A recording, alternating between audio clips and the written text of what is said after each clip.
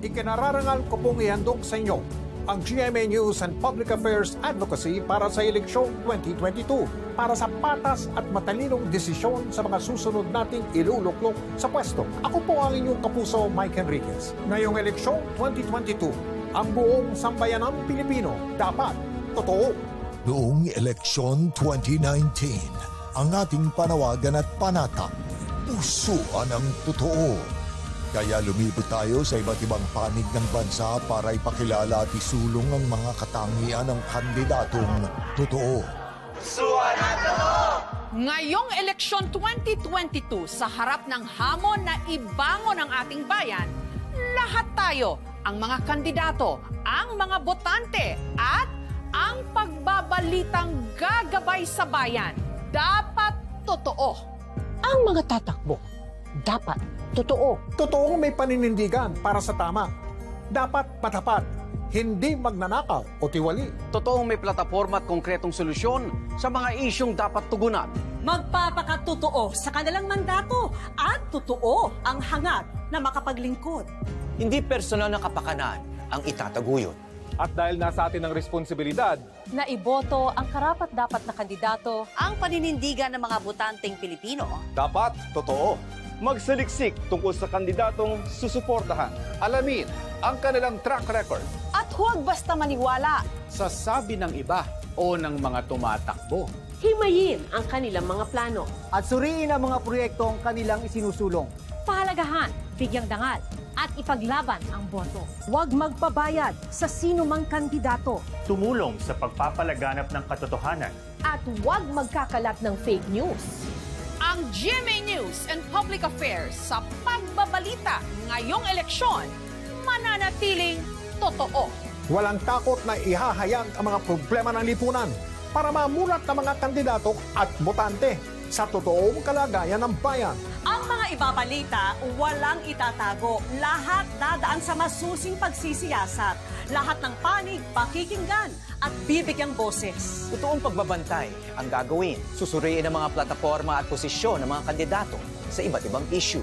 Para magabayan ang mga Pilipino sa paggawa ng desisyong mahalaga sa ating kinabukasan. Ang ating pagbabalita, noon at higit pa sa ngayon, walang kikilingan, walang poprotektahan, walang kasinungalingan. Ngayong eleksyon 2022, ang mga kandidato, ang mga botante, at ang pagbabalitang gagabay sa bawat Pilipino, lahat tayo, dapat totoo. Dapat totoo. The GMA News and Public Affairs Election 2022 Advocacy. Ibahagi ang talino, siguradong gwapong-gwapo. Walang pikon dito. Katuwaan lang at kwento. At pag di ka sigurado, ask mo!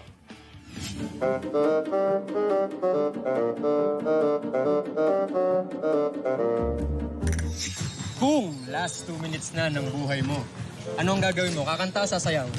Sasayaw na lang. Sasayaw na lang. Sasayaw? Sasayaw. Sasayaw po, sasayaw.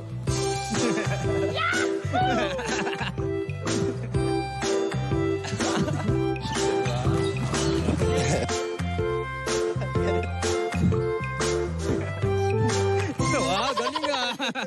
Sasayaw o kakanta? Kakanta na lang. Siguro ay wala nang natira sa mga sinulat mo na. Kumapalseto pa ah. Stronger together. Hindi ko na alam yung lyrics. Bilang basketball player ka ba ng feelings o stick to one? Stick to one. Wow. Faithful tayo. Player. Wow. Ano bang lalaro mo? Bukod sa basketball, syempre.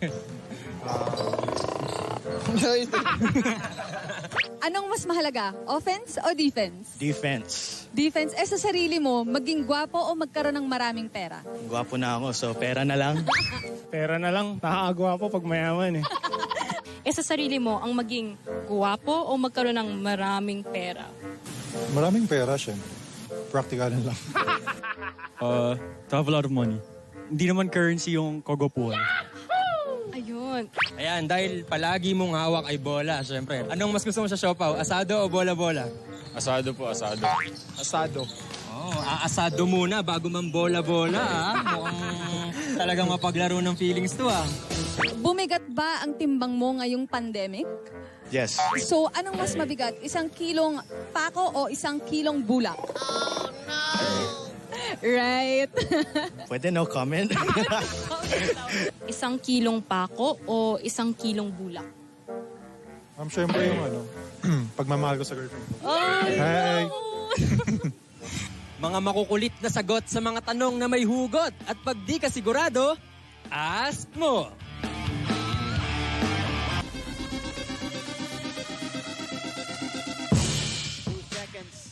San Sebastian. Oh! Pajarito, Rayson, La Paz, Apato! The NCAA is not just the original collegiate sports league of the country. It is also known as the breeding ground for the future superstars of Philippine basketball. And here in season 97, a diamond in the rough is starting to shine. That basket coming from Enoch Valdez, opening the scoring. The pressure is on Valdez. Enoch Valdez only averaged 3.6 points per game for the LPU Pirates in season 95. But on opening day against San Beda, Valdez. That's great hustle coming from Enoch Valdez. Count it plus the foul. Valdez let it be known that a whole lot has changed since we last saw The him. off short stop, wala. Valdez with a putback. And here's the running game of LPU and then to Valdez. Nagahanap ng puntos. Valdez to the basket. Career high 22 points ang pinakawalan ni Valdez. At dahil doon, siya na ang ginawang go-to guy ni Coach Gilbert Malabanan. Valdez on the touchdown. That was a fast play on the move for LPU. Valdez, grabe yung hakbang. Masipag, agresibo at mataas tumalon. Big Valdez. Yan ang mga katangian na taglay ni Valdez. Enoch Valdez! Up, and away para kay At matapos niya maging unang player na nakapag-dunk ngayong season, Anchors away.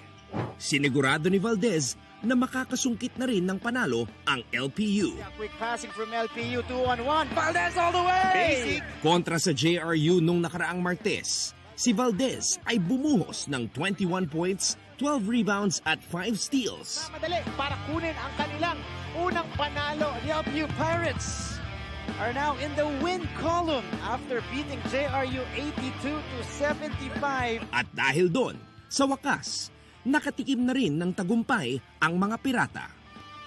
Unang sundutan ni Valdez si Desoyo. Here is Valdez jamming that one home. After the first 3 weeks of men's basketball, Enoch Valdez has emerged as one of the league's top scorers, averaging 15.4 points per game.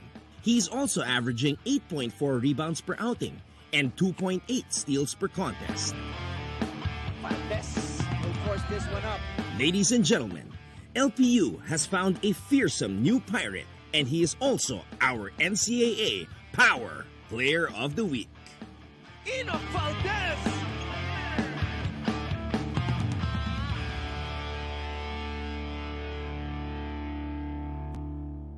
Ikinararangal ko pong ihandog sa inyo ang GMA News and Public Affairs Advocacy para sa eleksyong 2022 para sa patas at matalinong desisyon sa mga susunod nating iluluklok sa pwesto. Ako po ang inyong kapuso, Mike Enriquez. Ngayong eleksyong 2022, ang buong sambayanang Pilipino dapat totoo. Noong eleksyon 2019, ang ating panawagan at panata, pusuan ang totoo. Kaya lumibot tayo sa iba't ibang panig ng bansa para ipakilala at isulong ang mga katangian ng kandidatong totoo. Pusuan ang totoo! Ngayong eleksyon 2022, sa harap ng hamon na ibangon ang ating bayan, lahat tayo, ang mga kandidato, ang mga botante, at ang pagbabalitang gagabay sa bayan, dapat totoo. Ang mga tatakbo, dapat totoo. Totoong may paninindigan para sa tama. Dapat matapat, hindi magnanakaw o tiwali. Totoong may plataforma at konkretong solusyon sa mga isyong dapat tugunan. Magpapakatotoo sa kanilang mandato at totoo ang hangad na makapaglingkod. Hindi personal na kapakanan ang itataguyod. At dahil nasa atin ang responsibilidad, Na iboto ang karapat-dapat na kandidato. Ang paninindigan ng mga botanteng Pilipino. dapat totoo. Magsaliksik tungkol sa kandidatong susuportahan. Alamin ang kanilang track record. At huwag basta maniwala. Sa sabi ng iba o ng mga tumatakbo. Himayin ang kanilang mga plano. At suriin ang mga proyektong kanilang isinusulong. Pahalagahan, bigyang dangal, at ipaglaban ang boto. Huwag magpabayad sa sino mang kandidato. Tumulong sa pagpapalaganap ng katotohanan. At huwag magkakalat ng fake news. Ang GMA News and Public Affairs sa pagbabalita ngayong eleksyon, mananatiling totoo. Walang takot na ihahayag ang mga problema ng lipunan para mamulat ng mga kandidato at botante sa totoong kalagayan ng bayan. Ang mga ibabalita, walang itatago. Lahat dadaan sa masusing pagsisiyasat. Lahat ng panig, pakikinggan at bibigyang boses. Totoong pagbabantay ang gagawin. Susuriin ang mga plataforma at posisyon ng mga kandidato sa iba't ibang issue. Para magabayan ang mga Pilipino sa paggawa ng desisyong mahalaga sa ating kinabukasan. Ang ating pagbabalita, noon at higit pa sa ngayon, walang kikilingan, walang poprotektahan, walang kasinungalingan. Ngayong eleksyon 2022, ang mga kandidato, ang mga botante, at ang pagbabalitang gagabay sa bawat Pilipino. Lahat tayo, dapat totoo. Dapat totoo. The GMA News and Public Affairs. Eleksyon 2022 Advocacy. Ibahagi ang talino, siguradong gwapong-gwapo. Walang pikon dito. Katuwaan lang at kwento. At pag di ka sigurado, ask mo.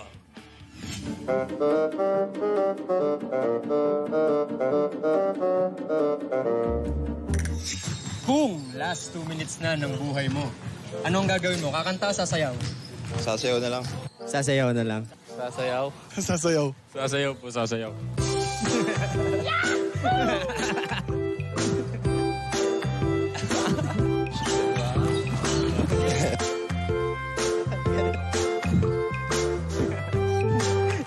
Galing ah. Sasayaw o kakanta? Kakanta na lang. Siguro ay wala nang natira sa mga sinulat mo na. Kumapalseto pa ah. Stronger together. Hindi ko na alam yung lyrics. Bilang basketball player ka ba ng feelings o stick to one? Stick to one. Wow. Faithful tayo. Player. Wow. Ano bang lalaro mo? Bukod sa basketball, syempre. Anong mas mahalaga? Offense o defense? Defense. Defense. Sa sarili mo, maging gwapo o magkaroon ng maraming pera? Gwapo na ako, so pera na lang. Pera na lang. Nakakagwapo pag mayaman eh. Sa sarili mo, ang maging guwapo o magkaroon ng maraming pera? Maraming pera, syempre. Practical lang. To have a lot of money. Hindi naman currency yung kogopuan. Ayun. Ayan, dahil palagi mong hawak ay bola, syempre. Anong mas gusto mo sa siopaw? Asado o bola-bola? Asado po, asado. Asado. Oh, aasado muna bago man bola-bola, ah. Mukhang talagang mapaglaro ng feelings to, ah. Bumigat ba ang timbang mo ngayong pandemic? Yes. So, anong mas mabigat? 1 kilong pako o 1 kilong bulak? Oh, no! Right. Pwede no comment? 1 kilong pako o 1 kilong bulak? Siyempre yung pagmamahal ko sa girlfriend ko. Ay, Mga makukulit na sagot sa mga tanong na may hugot. At pag di ka sigurado, ask mo.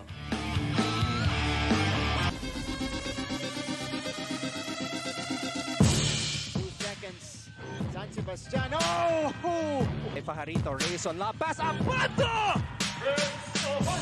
The NCAA is not just the original collegiate sports league of the country.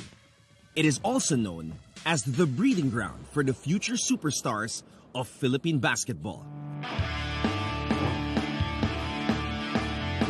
And here in season 97, a diamond in the rough is starting to shine. That basket coming from Enoch Valdez, opening the scoring. The pressure is on Valdez. Enoch Valdez only averaged 3.6 points per game for the LPU Pirates in season 95. But on opening day against San Beda, Valdez. That's great hustle coming from Enoch Valdez. Count it plus the foul. Valdez let it be known that a whole lot has changed since we last saw him. Loob, shortstop, wala. Valdez with a putback. And here's the running game of LPU, and then to Valdez. Nagahanap ng puntos. Valdez to the basket. Career high 22 points ang pinakawalan ni Valdez. At dahil doon, siya na ang ginawang go-to guy ni Coach Gilbert Malabanan. Valdez on the touchdown. That was a fast play on the move for LPU. Valdez, grabe yung hakbang. Masipag, agresibo at mataas tumalon. Big Valdez. Yan ang mga katangian na taglay ni Valdez. Enoch Valdez! Up, and away! Para kay At matapos niya maging unang player na nakapag-dunk ngayong season, Anchors away.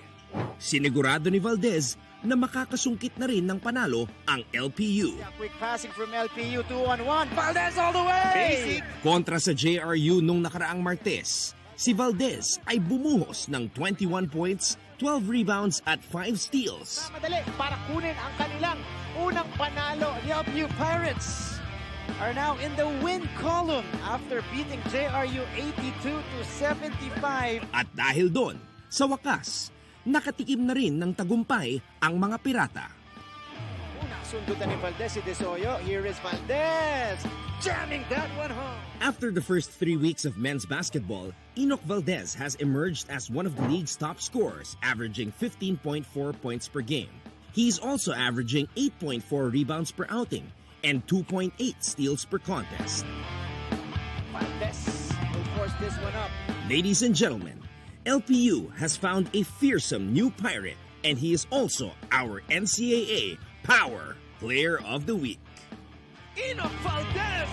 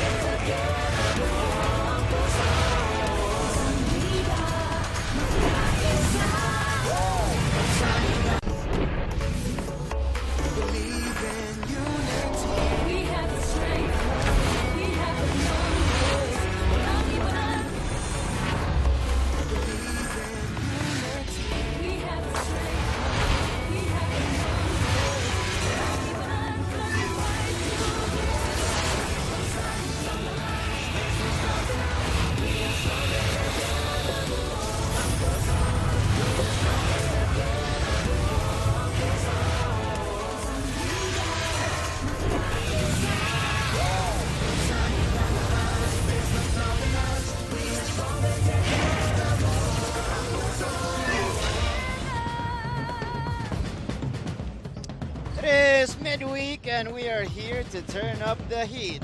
A beautiful Wednesday to everybody watching us right now. We are still inside the St. Benil Gym in LaSalle Green Hills here in Mandaluyong City. We hope you are enjoying the view from up here, but inside we go deeper into the season. We've got more important games for you guys here in the NCAA Season 97, Stronger Together. Buo ang puso. And we begin the action with this crucial matchup between the University of Perpetual Altas going up against the 5-0 San Beda Red Lions, followed by this interesting matchup between EAC and the defending champions, the Colegio de San Juan de Letran Knights. Mga kapuso, magandang hapon po sa inyong lahat. We are live right now on GTV online as well, NCAA Philippines and GMA Sports PH, as you guys can see on your screens, and also on GMA Pinoy TV. Hello everybody, my name is Martin Javier and I'm happy to be at your service today, working alongside Mr. Shoot First, Mikey Reyes for the broadcast, and also joining us here, of course, completing our broadcast team here. We got two courtside reporters. Unahin na po natin ang magre-report mula sa Perpetual Altas. Andyan si Christian Sebastian. Hey Christian. And on the other side, reporting for the San Beda Red Lions today, Aya De Quiros. Hey, Aya. All right, we'll get to you guys in just a little bit. But Mikey, this is going to be an important matchup here. Perpetual, naghahabol sa standings. San Beda looking to stay unblemished. We know that when you look at the standings, 2-4 versus 5-0, medyo may isip mo na, medyo malabo na to, hindi na importante itong larong to.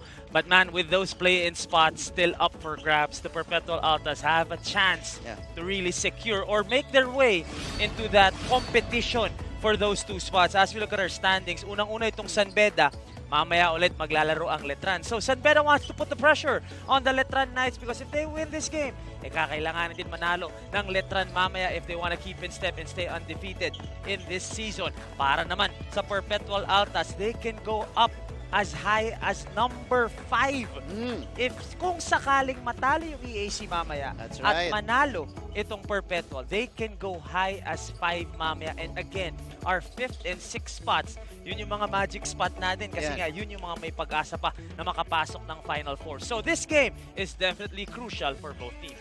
The Perpetual Altas, a half game behind, of course, the current number 6 team in the San Sebastian College Recoletos Golden Stacks na nanalo po kahapon against the JRU Heavy Bombers. Pag-usapan muna natin itong Perpetual Altas. Galing sila sa talo against Mapua, a red-hot Mapua team. But in this season, Mikey, as we see on your screens, in the 4 losses, they've been really bad. Wala talaga nagkiklik on both ends of the floor. But in the 2 wins, they've been sensational. Inconsistency in the South is the best way to describe yung dalawang brand of basketball o yung dalawang Perpetual team na nagpapakita dito sa ating Season 97. In all their wins, compared to their losses, kitang-kita very glaring yung difference from 77 points allowed sa talo nila. They cut this, they contained their opponents to only 63.5 at nananalo sila doon. Also 13 more rebounds in those wins as well as 16 more points in the paint. Assists also, halos na doble nila from 11.5 to 23. And lastly, their 3-point shooting. Ang ganda ng percentage nila dun sa mga panalo nila. Because we know that they have the weapons, especially offensively. So we will see what kind of Perpetual team will San Beda go up against today. That's right, Mikey. You mentioned the offensive weapons. You emphasized that. And they've already established the big 3. You know, Kim Aurin, Jello Razon, Jeff Egan. But this guy, especially in the past 2 games, na talagang nabibigyan siya ng minuto ni Coach Mike sa gigit.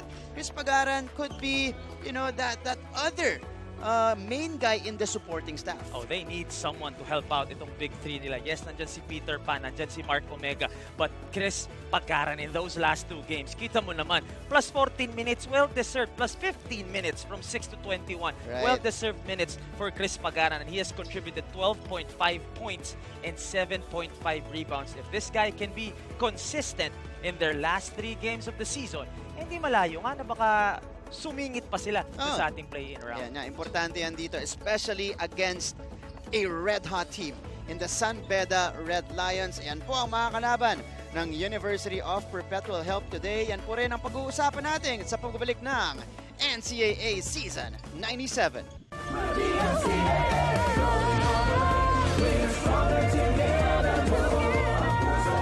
Ikinararangal ko pong ihandog sa inyo ang GMA News and Public Affairs Advocacy para sa eleksyon 2022 para sa patas at matalinong desisyon sa mga susunod nating iluluklok sa pwesto. Ako po ang inyong kapuso, Mike Enriquez. Ngayong eleksyon 2022, ang buong sambayanang Pilipino dapat totoo.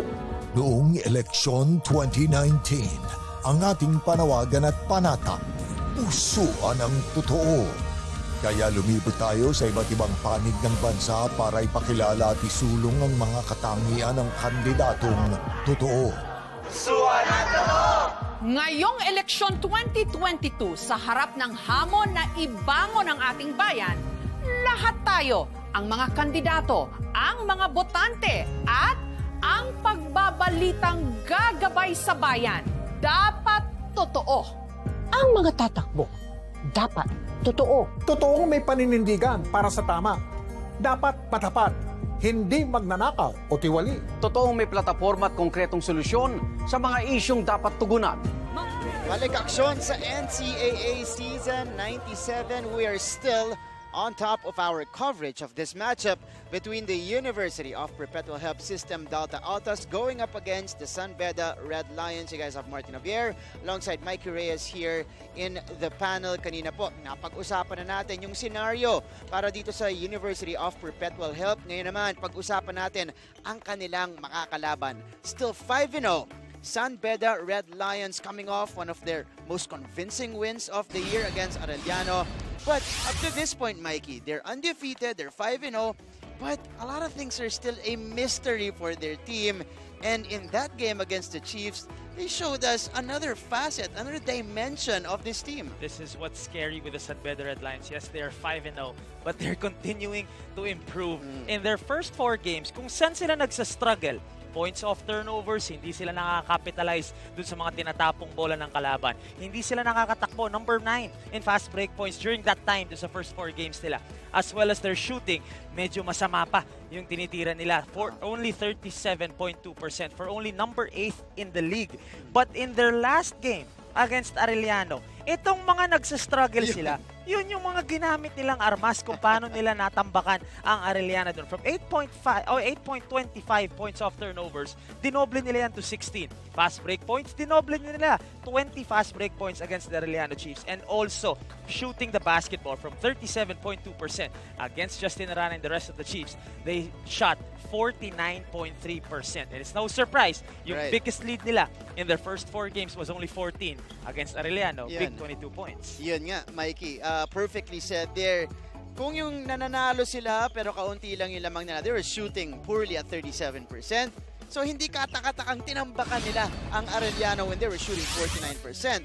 And they also, on the plus side here, they also executed their game plan to perfection, Mikey. Because I think I remember on top of that coverage, we were emphasizing that the front line, the centers, the power forwards of the other teams that they face, they were dominating Beda. But in this game, arguably the best big in the league struggled against them. The best big in college, Justin Arana. And like what you said, tama, pinag-usapan natin to before their game against Arellano. Medyo nangangapa sila. First time in 14 years, 15, 16 years na wala silang foreign student athlete. So ngayon, it was a collective effort in trying to stop Justin Arana. From 15.3 points per game para kay Justin, 7 points lang. And also, they forced the big man to 8 turnovers. To force a big man to 8 turnovers, you have to commend your defense. And lastly, this was the story of the game. They forced Justin Arana to his 3rd foul with less than a minute remaining in the first. So hindi na naglaro ng buong second quarter si Justin. And you know, na pagpasok ng second half, walang rhythm si Justin Arana because usually he plays a lot of minutes, especially in the first half. So if Beda can play collective defense against the bigs and also continue yung perimeter defense nila, that's why nakakatakot ng Beda man at 5-0. Tapos marami pa silang pwedeng improve. Yun, collective defense and also collective offense. Hindi po coincidence na 5 guys yung nilagay natin doon kanina, Mikey. Kasi lahat yun, binabantayan si Justin Arana even, at the same time at one point in the ball game.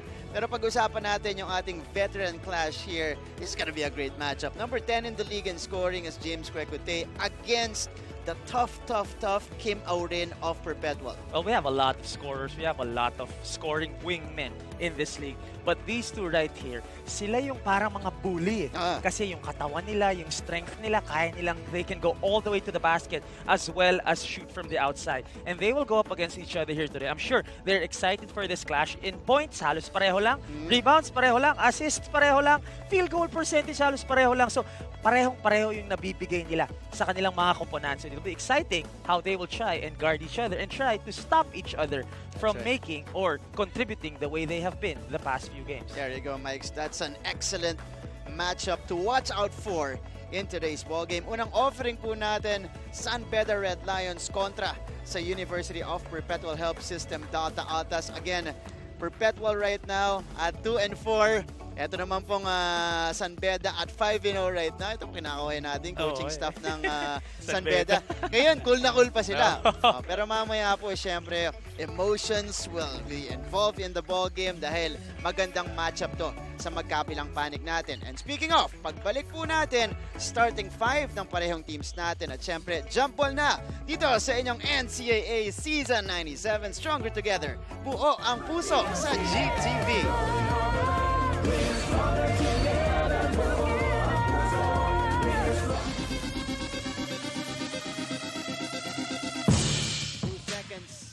San Sebastian. Oh!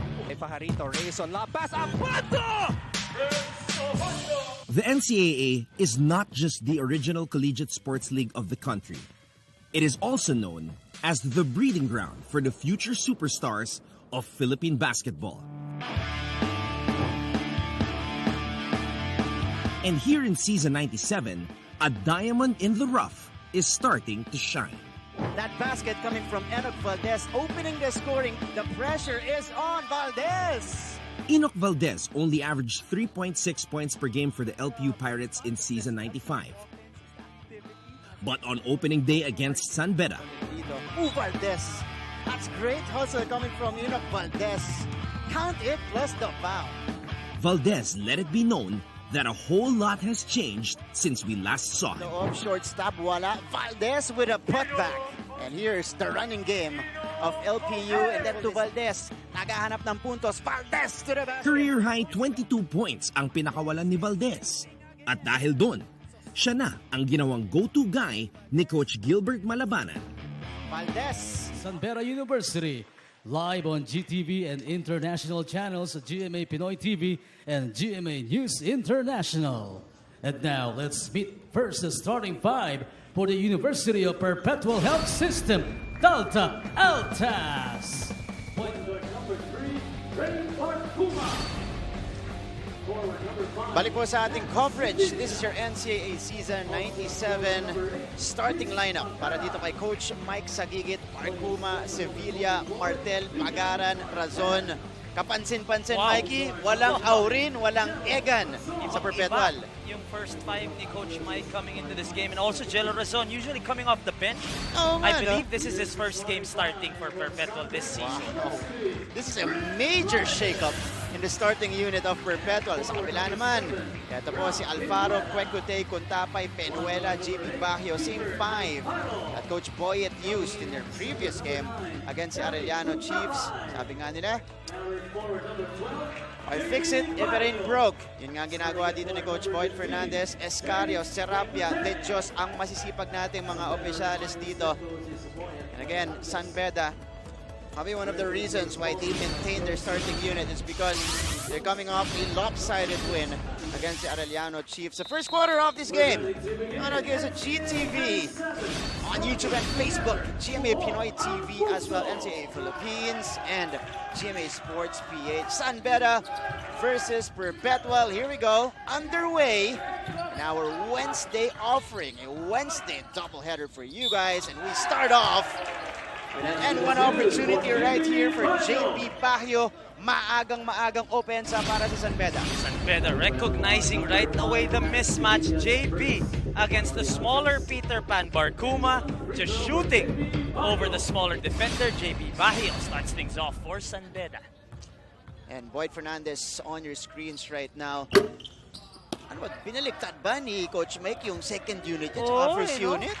Parang ibang-iba tong pinasok ni Coach Mike, and I'm sure Coach Boyet din medyo hindi yan yung pinrepare nila. I'm sure, di ba? Kasi you would expect Egan and Aurin starting for Perpetual. So naghahanap ng panggulat dito si Coach Mike Sagigit. Let's see how they will navigate in their first possession. Razon. Pull-up is good. Great possession there for Perpetual. Very patient, waiting for the right shot, and Jello Razon gets 2 points. Jello Razon, number 3 in scoring right now in the league at just 16 points per game. Arguably the best 2 guard dahil nasa kabila yung isa pang arguably best 2 guard in James Quecute. And here's Ralph Penuela trying to shake off the smaller Barkuma. Penuela on the fade, it's good. Oh, San Beda is really trying to take advantage of whoever Barkuma is guarding. Dalawang jump shot na yon in front of Peter Pan Barkuma, and 4 points for San Beda. And these are 2 big guards they're fielding in Alfaro and Penuela. Ay pag-alternate nito ni Peter Pan Barkuma. This is Martel, leaves it off for Razon, pulls the trigger. Wala. And Dami Contapay will be called for the foul, a slight push on Sevilla. I just want to say with Peter Pan Barcuma, he needs to be aggressive because the 2 times na bumaba sila dito na nakuha niya yung bola, you could see na medyo passive siya. He needs to attack the basket because yun yung nabibigay niya sa Perpetual. Medyo ginugulo niya yung depensa ng kalaban. And kasi naka-steady sila dito. And you can't play steady against San Beda, but that's Pagaran. Yung sinasabi The fourth natin, guy. di ba? The potential 4th guy, 2 points to start this game. Kumpiyansa yung tirang yun, brother, ha?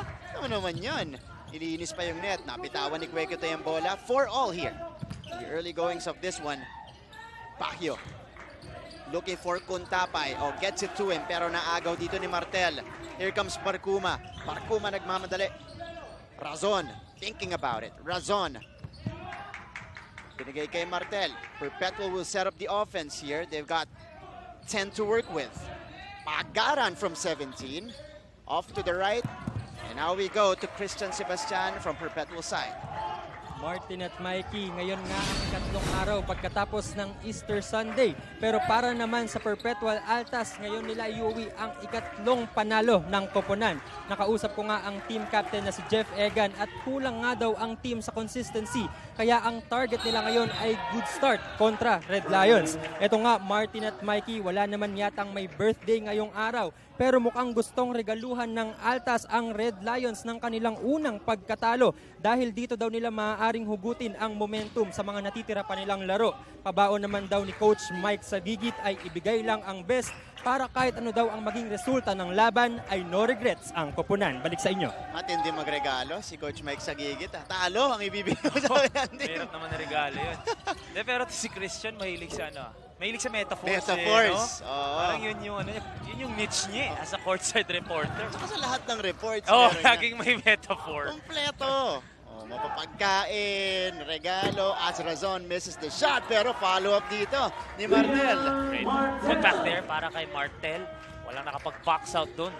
Nasan Beda, Red Lion. And Perpetual leading 6-4 here in the first. So baka effective nga itong change of the first 5 ni bola, babalik pa sa kanila. Nakaka-force pa ng turnover. Ngayon naman, punta tayo sa San Beda side. Andyan si Aya de Quiros. Martin, as you and Mike have talked about before, the Red Lions may be undefeated so far in the league, but their stats rank otherwise. At hindi nagbubulag-bulagan si head coach Boyet Fernandez dito.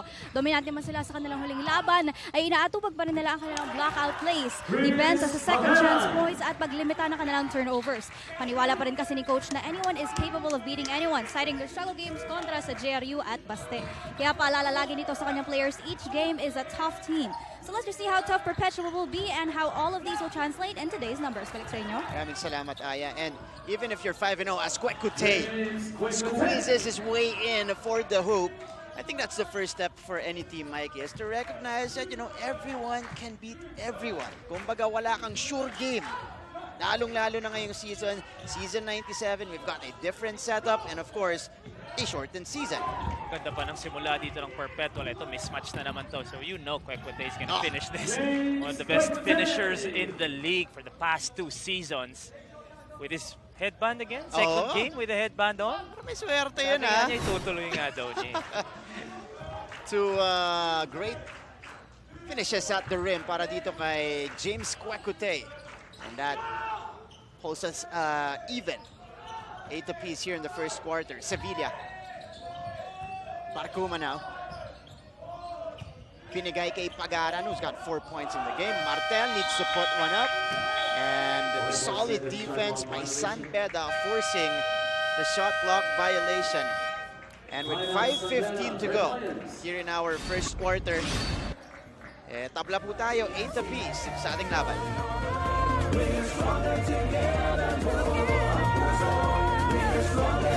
They break the news and give all the updates.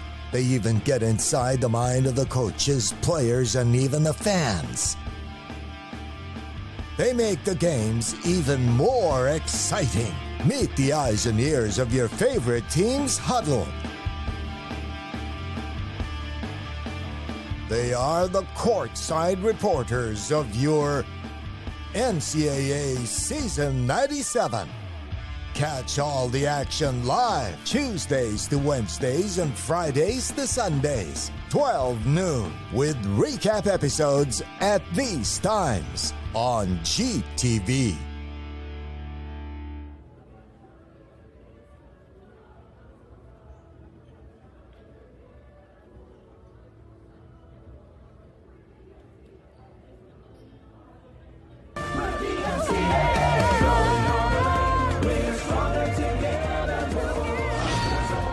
We are back to the coverage in your NCAA season 97, and we mentioned, of course, the balanced attack of San Beda in their previous game, led by James Kwekutey. But let's mention that in the 47 points that they scored in the first half, 35 nang galing doon off the bench. Nagsisimula kay Gab Cometa with 11 points. Oh yeah, Gab Cometa just coming into that game and producing right away for Coach Boyet and the Lions. Ito nga yung pride na sinasabi natin. All 5 of them contributing in that dub. As we look at these two finishes from James Kwekutey. Ang ganda nung lefty doon. Ito naman, seeing the mismatch, going all the way to the rim, using his body to shield off Barkuma. 4 points para kay James Canlas Kwekutey. And he's gotten better with those finishes at the rim, with the ability to finish at the rim. Because in the previous years, he was more of a perimeter player. Because you got Oftana, Nelly, Donald manning the paint. But this year, ito nga pinapakita sa atin ni James Kwekutey yung kanyang offensive arsenal. Mas kailangan niya ngayon skumor. Kasi last year, ang dami nila. Oo, pero effective pa rin. Oo.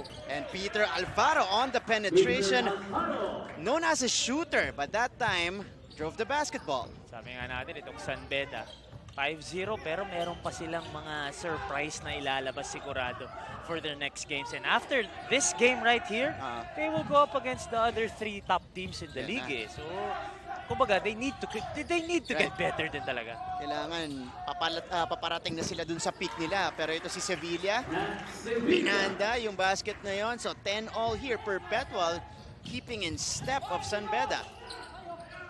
Baguio puts it on the floor. He's got the advantage. Wala lang yung tira. Ito si Pagaran.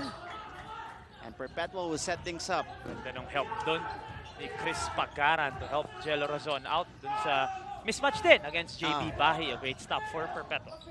Martel going to Pagaran. He's got 4 in the game. Sevilla trying to make it back-to-back. Wala. Baguio gets it. I really like the adjustment of Coach Mike. Kasi isipin mo dumikit ka 10-all. Papasok na ngayon si Kim Aurin, di ba? Oo, Aurin. Mamaya pa yung Egan. Alfaro for 3. Alfaro knocks it down. Wow, Alfaro coming alive here in the first 5 points for him. And Peter Alfaro was part of that supporting cast nung huli nilang laro against Arellano. Barkuma floats up an air ball. Here is Alvaro. Kwekutey for 3. Yes! That has confidence written all over that pull-up 3-pointer. 7 points for James Kwekutey. San Beda up 6.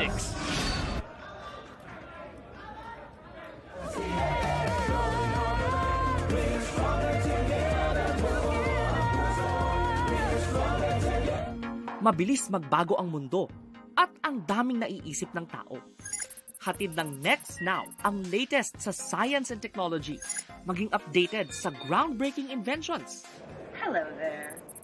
At mga makabagong solusyon sa pang-araw-araw nating pamumuhay. Actually creates a huge impact. Tunghayan ang episodes online dahil sa GMA News and Public Affairs Digital. We show you what's next now. Life hasn't been easy lately, so we're here to make your day, featuring amazing, funny, and heartwarming stories to bring you something bright and sweet and get you dancing through tough times. Simple joys that remind us of the many reasons we can still smile. Cleanse your timeline with Make Your Day. Join us on YouTube and Facebook and share your stories too. Let's spread more awesome, wholesome content out there. Make your day! And mamaya po, serenading us at halftime, we got Sonia Mejia. Siyempre sa mga Kapuso Stars natin dito, joining us later at the halftime break. But right now, in this particular ball game, our first offering on a Wednesday afternoon, San Beda Perpetual, nasa first quarter tayo.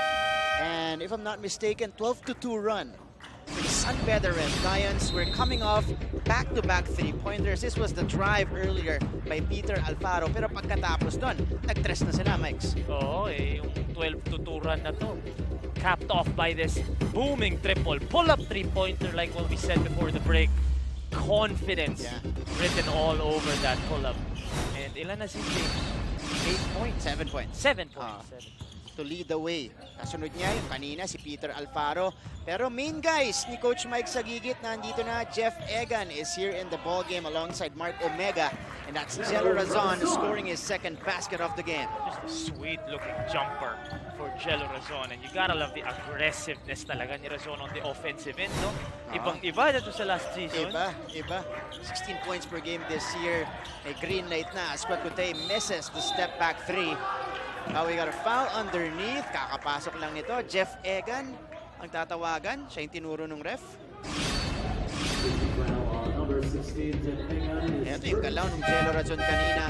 Yun yung talagang nagiging bread and butter niya. Yung pull-up jumper na yan going to the right. That in-between game, very important for someone.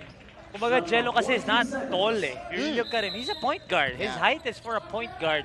So kinakailangan niyang i-maximize talaga yung mga 17-foot jumpers. At yun talaga sa peak. Kaya nagre-release itong si Jello Razon para iwasan yun. This is a change of possession here. Perpetual will have it. By the way, Abuda, JV Gallego, Tony Inot, and Dami Contapay.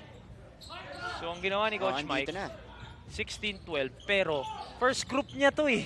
Kalaban yung second group ng San Beda. So inikot niya. Yan. Nakasabay pa rin yung second unit niya. Ito, si Omega, natawagan lang ng travel.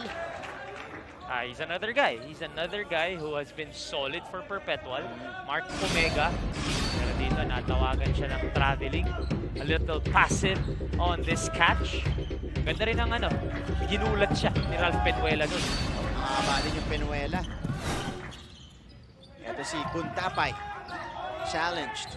Inot. Will attack. Inot going deep. Umapak sa baseline si Tony Inot. Great defense there for Perpetual, forcing someone like Tony Inot who is, kumbaga, agresibo din to. Ganda ng depensa dito. Inabangan siya ni Cuevas. I remember his start against Arellano. Nakapasok na, nakadalawang tres agad. Si Tony Inot. Totoo. Diba? Sila ni Kumeta eh. No? Walang walang relax eh. Egan, the pump fake, wala. Rebound goes to Abuda. And here comes Penuela. San Beda on the attack, looking to extend their lead. Ralph. Screened by Abuda. Pero naagaw dito ng Perpetual. Ito si Egan. Egan going to Omega. He lays it up and in. Oh, that possession there ran to perfection for Perpetual. 3 guys touching the basketball for the layup by their big man. Alam mong maganda yung transition mo pag yung big man yung nakakuha ng layup eh. At nirewardan itong si Mark Omega. Abuda will push it. Wala. Here comes Razon. Great couple of defensive possessions for Perpetual. Aurin pulling the trigger. That one rolling out.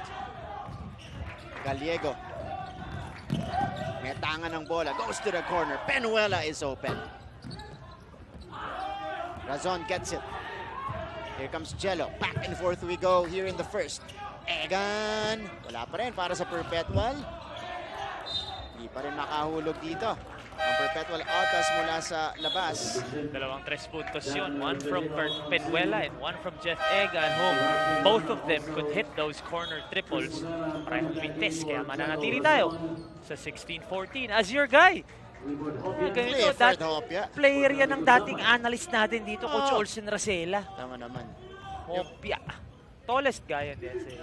O sila nila pa? Sila nila pa lang. 6'9". 6'8", 6'9". Yung Lipalam nga parang pwede pang 6'10". Medyo kuba eh. Oo. Pag straight body, 6'10 yan. Here is Aurin. Coast to coast for Kim. That's too easy for Kim Aurin. Straight line drive all the way ah. Simula sa likod, diretso lang siya hanggang maka-layup siya. Kim Aurin. Nakapuntos na rin dito. Really a walking mismatch itong si Kim. With his size at the guard position at yung katawan pa niya. Gallego. The crossover, the drive. Wala. Pinilit yun ni JV. Kopya gets it back. Inot pulls the trigger. That's too strong. And that will be the end of our first 10 minutes here.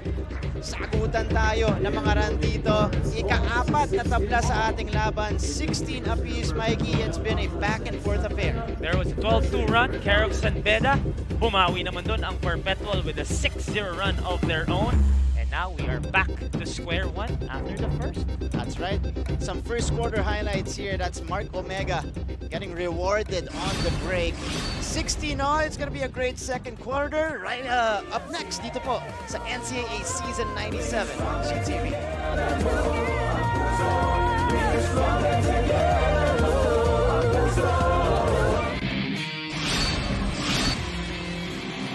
Narito na ang top 10 plays nitong nakaraang linggo sa NCAA Season 97 Men's Basketball.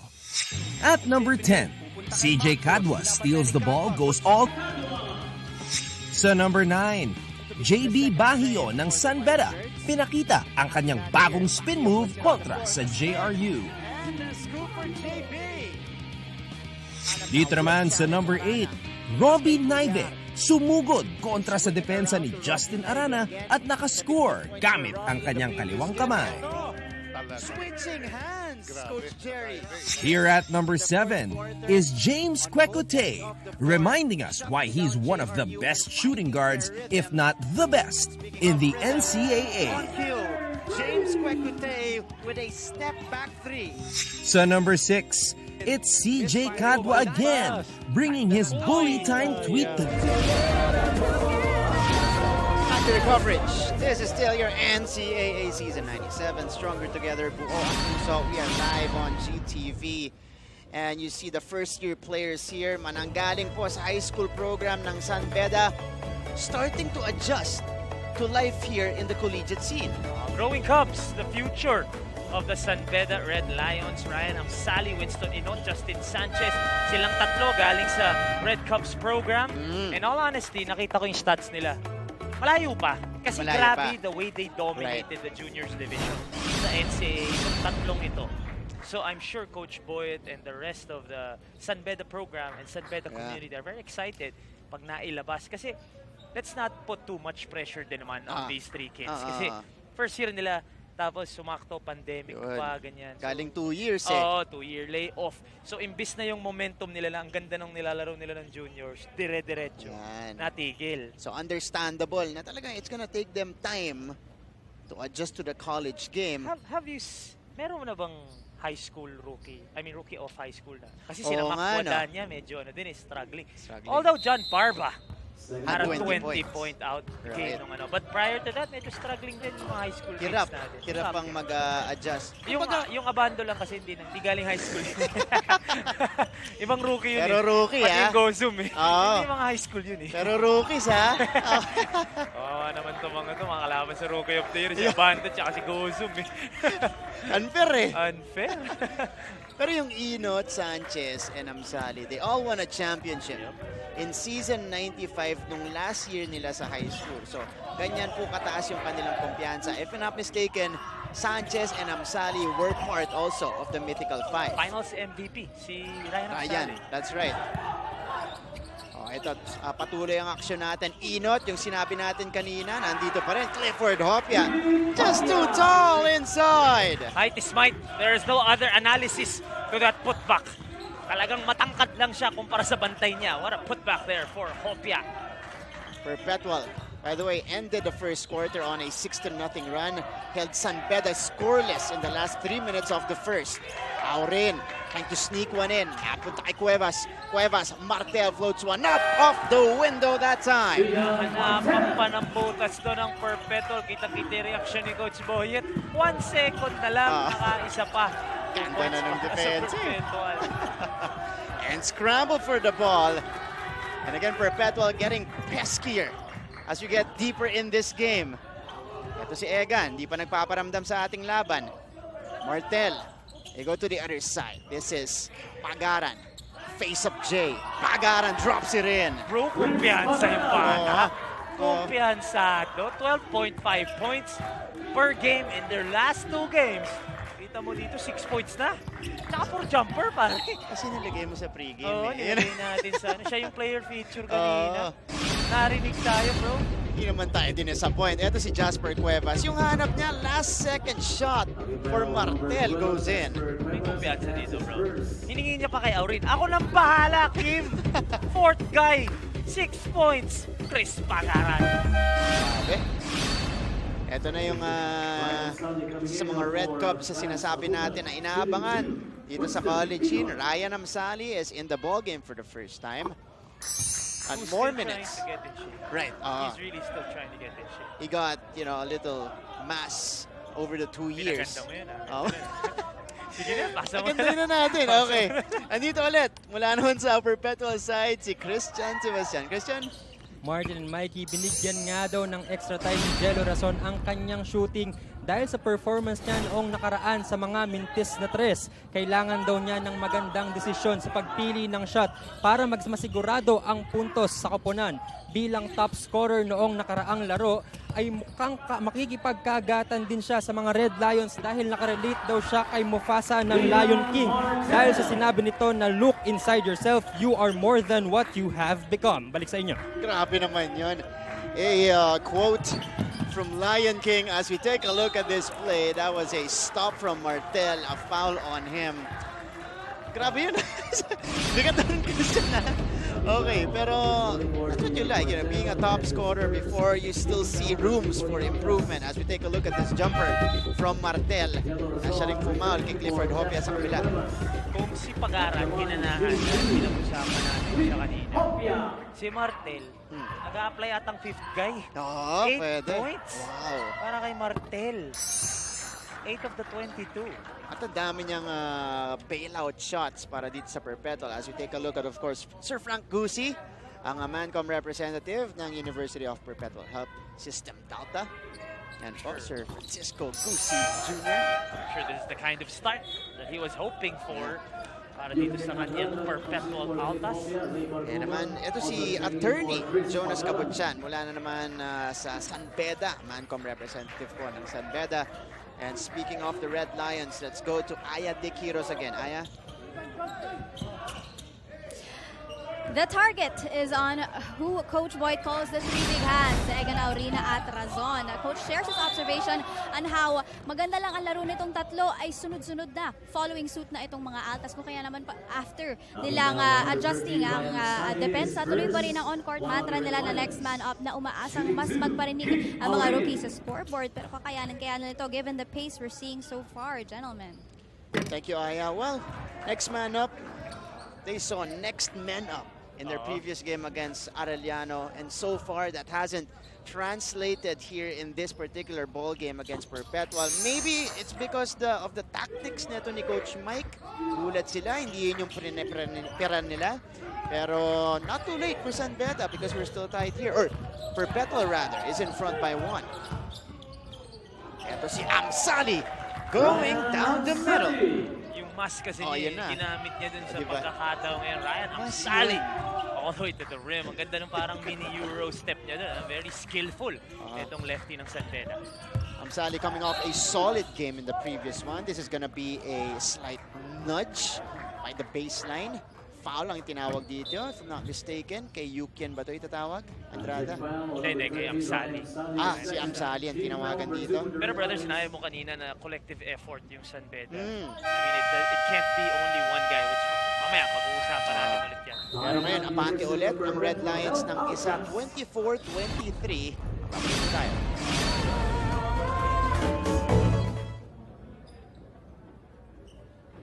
Are COVID-19 vaccines safe? What is climate change? Because information is crucial, we're giving you all the facts that you need. Anong mga lugar sa Pilipinas ang COVID-free? Introducing Need to Know, a weekly explainer series from GMA News and Public Affairs. Here's what you need to know. Here's what you need to know. Here's what you need to know. Watch Need to Know. Available on GMA News Facebook page and our YouTube channel. Maraming ingay ngayon sa ating buhay. Kaya, slow down muna tayo. Sino ka ba? Kailangan ko ng time for myself. wala na ako ginawa sa buhay ko kundi magbanda. Marami tayong gusto pero hindi naman lahat natin nakukuha. Care to share? Kasi syempre, if I have the answer, di ba, di ang yaman ko na. Healthy na kwentuhan? Tell him na your goal now is to have a house in each. Yeah.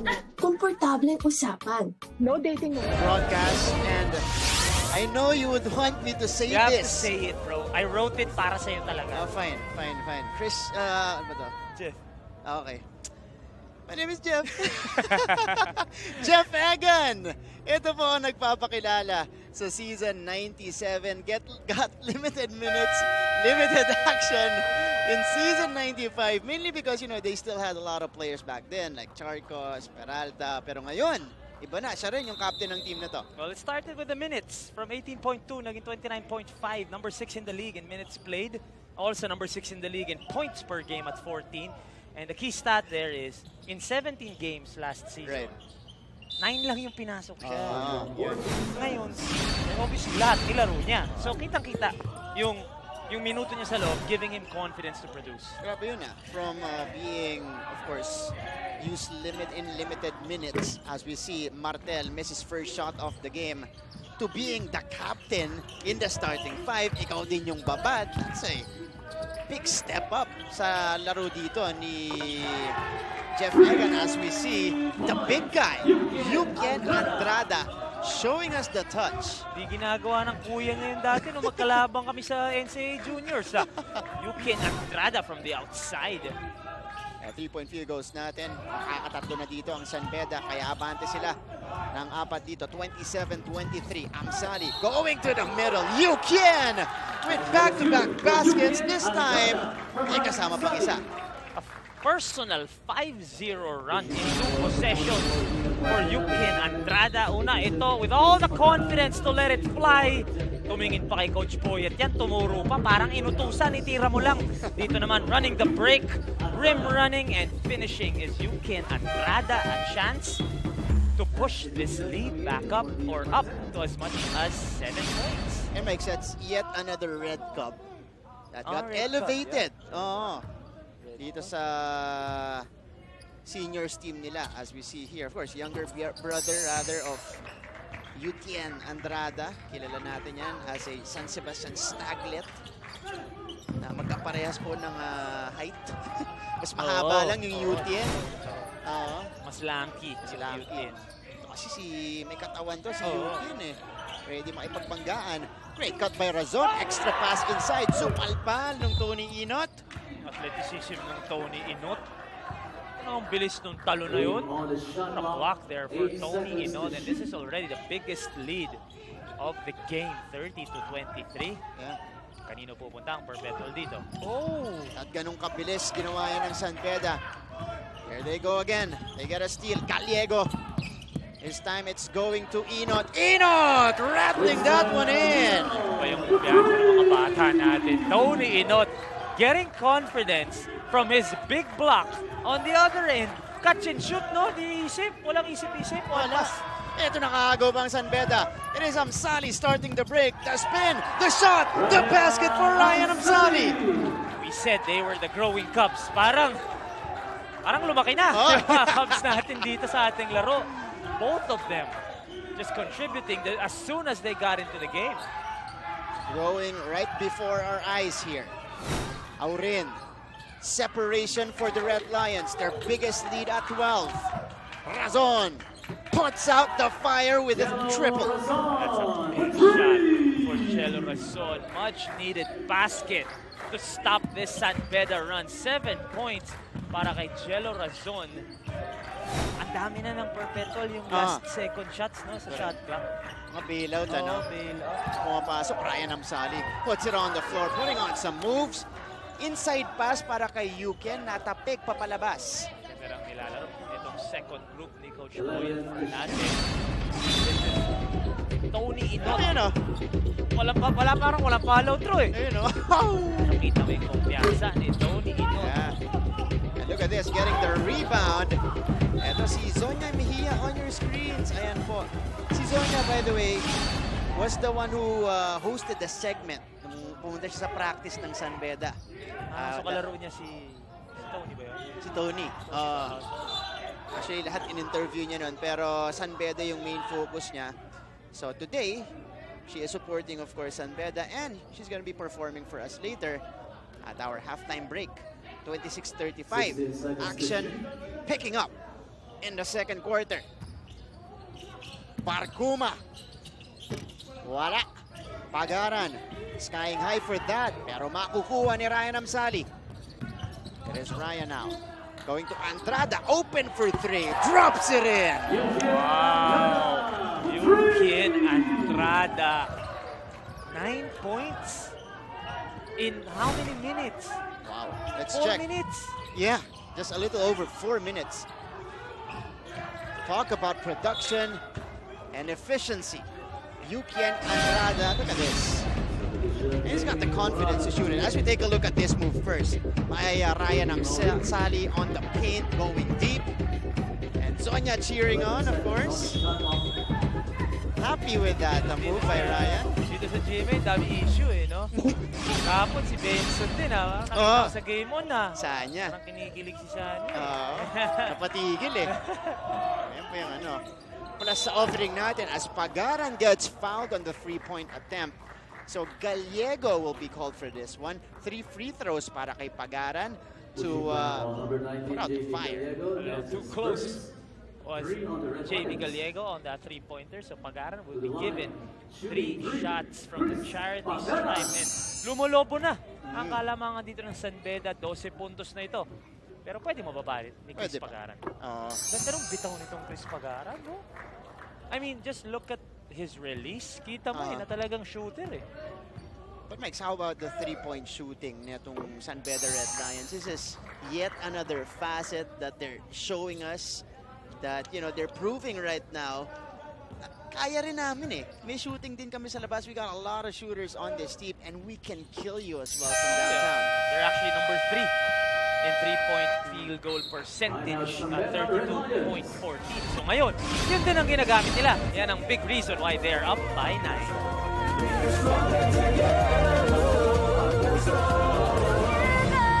They break the news and give all the updates. They even get inside the mind of the coaches, players, and even the fans. They make the games even more exciting. Meet the eyes and ears of your favorite team's huddle. They are the courtside reporters of your NCAA Season 97. Catch all the action live Tuesdays to Wednesdays and Fridays to Sundays, 12 noon, with recap episodes at these times on GTV. Mabilis magbago ang mundo at ang daming naiisip ng tao. Hatid ng Next Now ang latest sa science and technology, maging updated sa groundbreaking inventions. Hello there. At mga makabak. Back to the broadcast, and how about this guy? Showing up for San Beda today is Yukin Andrada. 9 points in just 4.5 minutes of play. 9 points. And yung 9 points pa niya yun, I mean, he's a big guy, obviously. Yung 9 points pa niya, dalawang tres pa. Oo. Diba? So yun yung mas surprising doon. 2 3-pointers for Yukin Andrada. And again, this may be an added weapon for San Beda. Kasi nga, they may have the toughest schedule. Actually, they do have the toughest schedule moving forward. Next, ano? Parang wala namang mas mahirap pa doon. Yun na yun. Mapua, Letran. Ay, hindi. Mapua, CSB, Letran. Wala na mas mahirap doon. Wala na. Kaya inuunti-unti nilang, di ba, i-unveil yung mga weapons nila dito at paganahin. Again, shortened season, so you gotta, you know, get those out in time. As Amsali, wow, he's got the confidence today. He's got 6 already off the bench. Ryan Amsali going all the way to the rim again, using his body to finish the play. Sevilla, masyadong malakas. Open look yun para kay Sevilla. Yun yung mga sayang eh. Pwede mo. Sayang yun kasi mahabol tayo eh. But instead, they give San Beda the opportunity to extend the lead. They go outside to the shooter in JV Gallego. Gallego putting on the moves. Gallego got the step. Gallego lays it up and in. What a move there for JV Caliego. One of his favorite moves. The Pinoy step. Diba? Yung biglang babagal yung pangalawang step niya. Ganda ng layup doon ni JV. Don't look now, it is a 13-point lead. Biggest one held by San Beda here in the first half. Naghahanap ng sagot ang Perpetual. Razon, thinking about it. Double team. Ito si Sevilla. Pagaran bothered heavily. And that's great defense by San Beda. Only 2 seconds left on the clock of the Altas. Ito na naman yung San Beda. They have to finish the possession kasi nakakailan na ng last second shot. But the bench points once again. Second straight game. In their last game, 35 of 42. 47. 47. Ngayon, 26 of 42. Second quarter pa lang, brother. Meron pa tayong 2 minutes and 44 seconds. Although, bumalik na yung starters nila. Hindi. Si James lang. James lang. Uy! Ganda sana. Hindi nga lang. Nakakuha ng maayos yun ni Chris Pagaran. So technically, mamadagdagan pa yung 26 bench points. Kasi right now, James lang ang nasa loob na starter. Peter. Peter Alfaro. So, tatlo. actually, itong tatlo naman kasi nagtulungan dun sa bench points. Si Amsali, Inot, Andrada. Kaya sila inatira. Ito si Alfaro. Tignan natin kung natapik. Hindi daw. So, bola ng Perpetual. Okay, medyo na brain fart si Alfaro doon. Di ko rin alam, ba't di niya kinuha yung bola?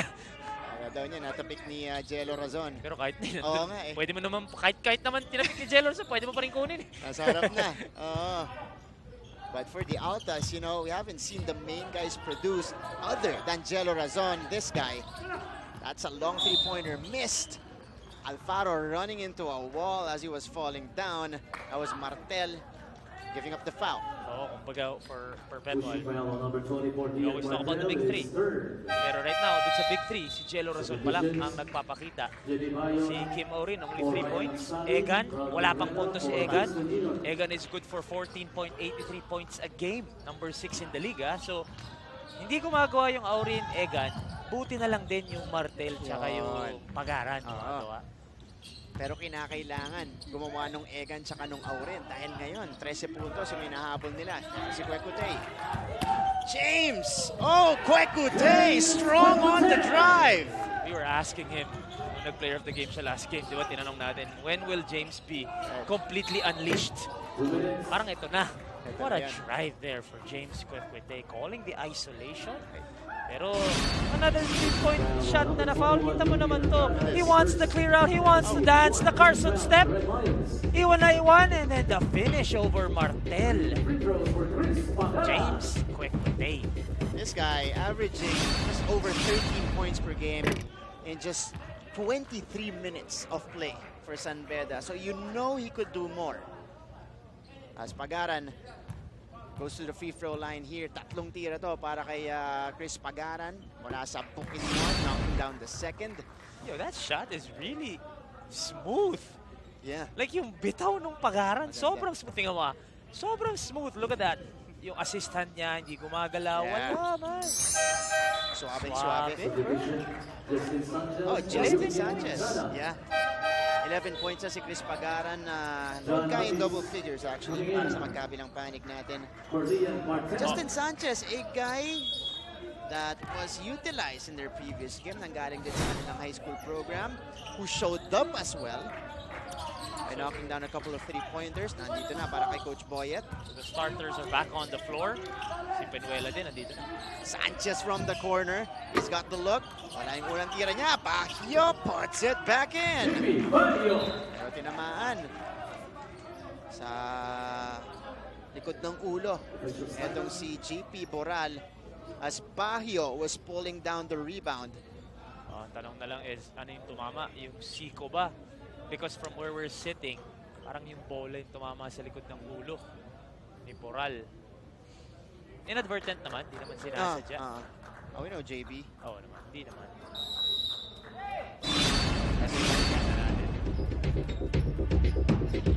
That was a shot by Justin Sanchez and then Baguio. Okay pala. So it Siko was... pala. Tsaka hindi back of the head eh. Gilid eh. Hindi pala ng mukha. Pero tumayo agad eh.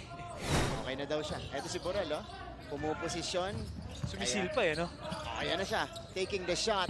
Boral banking that one in. Minsan talaga, talo ng swerte ang magaling. Coral from the outside using the glass. That probably woke him up, yung hit sa kanya ni Baguio. Huecote, hard screen by Sanchez. Penuela now, baseline jumper, fading away, wala. Baguio, isa pang putback, wala pa rin. Sanchez, wala pa rin para sa San Beda. Empty trip in multiple possessions for the Red Lions that time. Good defense para sa Perpetual Altas. As we look at our starter points, 26 for Perpetual. Partida, binago pa nila yung starting five nila today. Talking about the Altas, a great start for Coach Mike's team. Led by Chris Pagaran's 11 points. Jello Razon seeing daylight in and out. Baguio pulls it down. And here come the Lions. Huecote steps into a three. Alfaro gets it. Alfaro, wala. Razon, nagmamadali. 38 seconds left in the half. Egan, back to Jello. 15 to work with for Perpetual, but they throw it away. 2-on-2 break. Huecote all the way! Pag si Huecote ang umaatake on the break, parang ilista mo na yun no? James Huecote. 9 points. 11 already. Whoa. So, second guy in double figures here today. Yeah. Along with Chris Pagaras. That's right. Here is Moral. Abis, Pumeke, tumira, last shot, wala. And that's how we will end first half action. It was our first game, Perpetual contra San Beda, and San Beda, Mikey, with a bigger second quarter to create this lead. Game of runs for both teams. Yung bench, una yung starters ng Perpetual, ang ganda ng panimula. Bumawi sila James Huecote. And looking at our quarter scoring, dinoble ng San Beda yung output nila nung first. 16 in the first, 32 in the second quarter. And it's tough to beat a San Beda team who is scoring 32 a quarter. 32-point avalanche in the second quarter. And this is our score right now at 48-34. Fuel it with Gatorade. Pagbalik po natin, we got our halftime performer in Sonia Mejia, and then afterwards, we'll give you the numbers of the first half. Ito po, ang inyong NCAA Season 97 on GTV. Ikinararangal ko pong ihandog sa inyo ang GMA News and Public Affairs Advocacy para sa eleksyon 2022 para sa patas at matalinong desisyon sa mga susunod nating iluluklok sa pwesto. Ako po ang inyong kapuso, Mike Enriquez. Ngayong eleksyon 2022, ang buong sambayanang Pilipino dapat totoo. Noong eleksyon 2019, ang ating panawagan at panata, pusuan ang totoo. Kaya lumibot tayo sa iba't ibang panig ng bansa para ipakilala at isulong ang mga katangian ng kandidatong totoo. Pusuan ang totoo!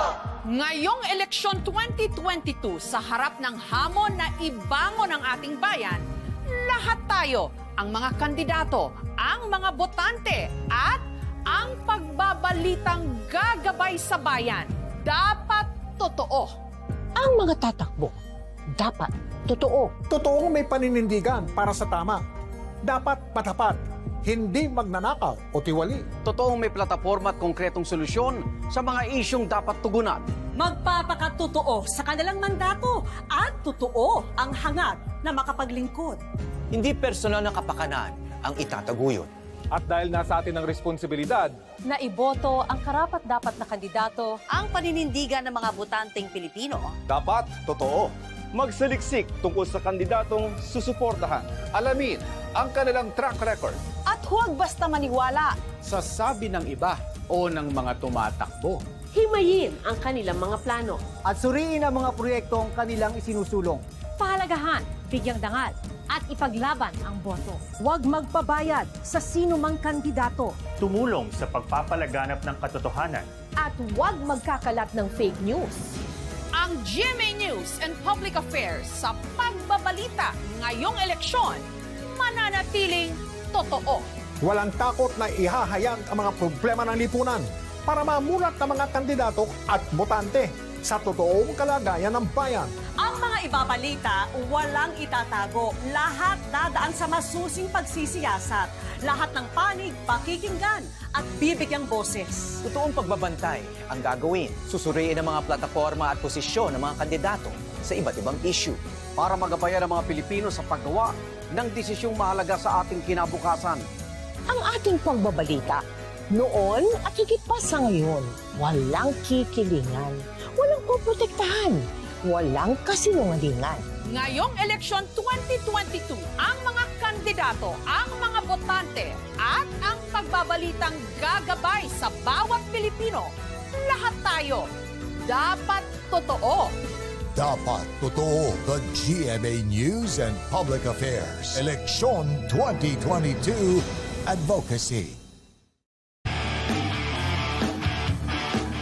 Ibahagi ang talino, siguradong gwapong-gwapo. Walang pikon dito. Katuwaan lang at kwento. At pag di ka sigurado, ask mo.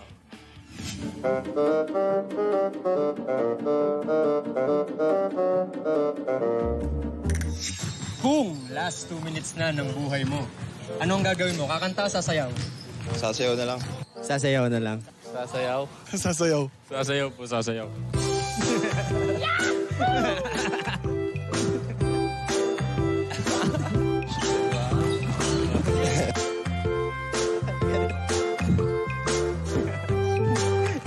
Galing ah. Sasayaw o kakanta? Kakanta na lang. Siguro ay wala nang natira sa mga sinulat mo na. Kumapalseto pa ah. Stronger together. Hindi ko na alam yung lyrics. Bilang basketball player ka ba ng feelings o stick to one? Stick to one.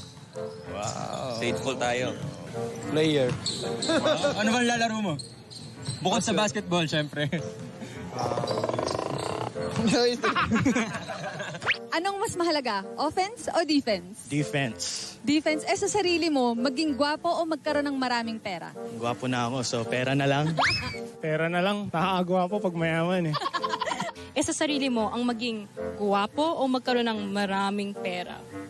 Maraming pera, syempre. Practical lang. To have a lot of money. Hindi naman currency yung kagwapuan. Ayun. Ayan, dahil palagi mong hawak ay bola, syempre. Anong mas gusto mo sa siopaw? Asado o bola-bola? Asado po, asado. Asado. Oh, aasado muna bago man bola-bola, ah. Mukhang talagang mapaglaro ng feelings to, ah. Bumigat ba ang timbang mo ngayong pandemic? Yes. So, anong mas mabigat? 1 kilong pako o 1 kilong bulak? Oh, no! Right. Pwede no comment? 1 kilong pako o 1 kilong bulak? Syempre yung pagmamahal ko sa girlfriend ko. Oh, Hey! Mga makukulit na sagot sa mga tanong na may hugot. At pag di ka sigurado, ask mo.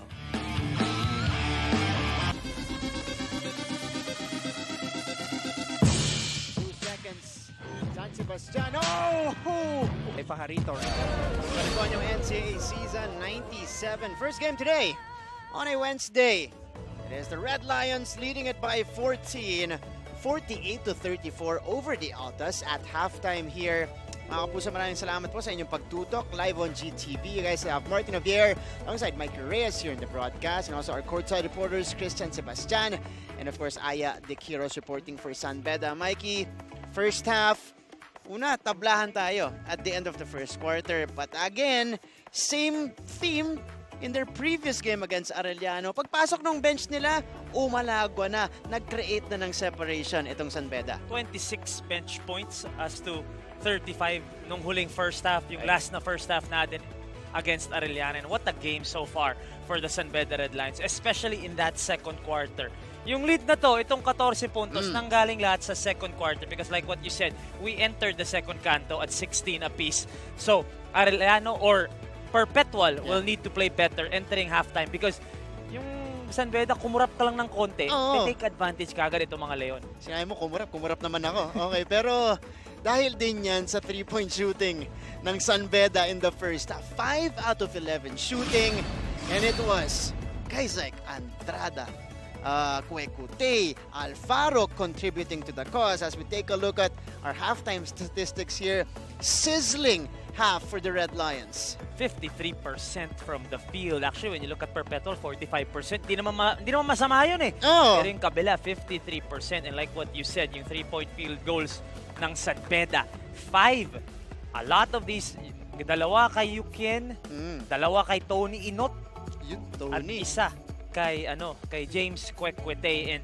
what a performance so far for all of them. Fast break points din. Ito yung sinasabi natin.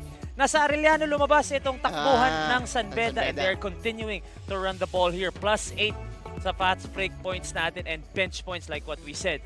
Led by Tony Inot, Ryan Amsali, Yukian Andrada, nag-ambag-ambag for 26 bench points. If this is the peak of the Red Lions, Mikey, they're looking good. Pero kung meron pang ibubuga ito, nakakatakot para sa ibang team sa NCAA natin. As we take a quick scan of our leading scorers so far, it is Pagaran leading the way, who got the start, by the way, for Coach Mike Sagiget with 11 points. Sa kabila, it's Kwek-Kwetey also with 11 markers. Noticeably absent dito is Jeff Egan, who is number 6 in the league in scoring, and Kim Aurin, who is number 11 in scoring here in this season. So, ang ganda na nilalaro ni Pagaran at ni Martel. Of course, Jello Razon is there. Number 2 naman yan, or number 3 in scoring. Pero kailangan mag-step up nitong si Aurin and Egan entering the second half. As for San Beda, yung pride nga ng mga Leon, talagang nagtutulong-tulong sa kanilang mga laro. Sa ibang klase, For the second straight game, they're doing this. I mean, that's good confidence, especially for the bench players nitong Red Lions. At in-identify na po natin ang missing links para dito sa Perpetual that we expect to at least score a bunch of points para dito sa Perpetual. Talking about Kim Aurin and Jeff Egan. Okay, now let's go to our play of the half. Yes, we will go to our play of the half. And this is the breakdown earlier. The drive by James Kwek-Kwetey, again showing us a different swagger this year, Mikes. Calling for the isolation against someone na feeling niya may mismatch ako. Carson Cross, napakasimple, hard to the basket, getting the contact, finishing the play. Kita mo naman yung clear out. Ako bahala, ako na didiskarte. Ako ang King Lion ngayon eh. Wala na yung 4 eh. Ako na ang King Lion, sabi ni James Canlas Kwek-Kwetey. Ano naman yung bumuelo pa.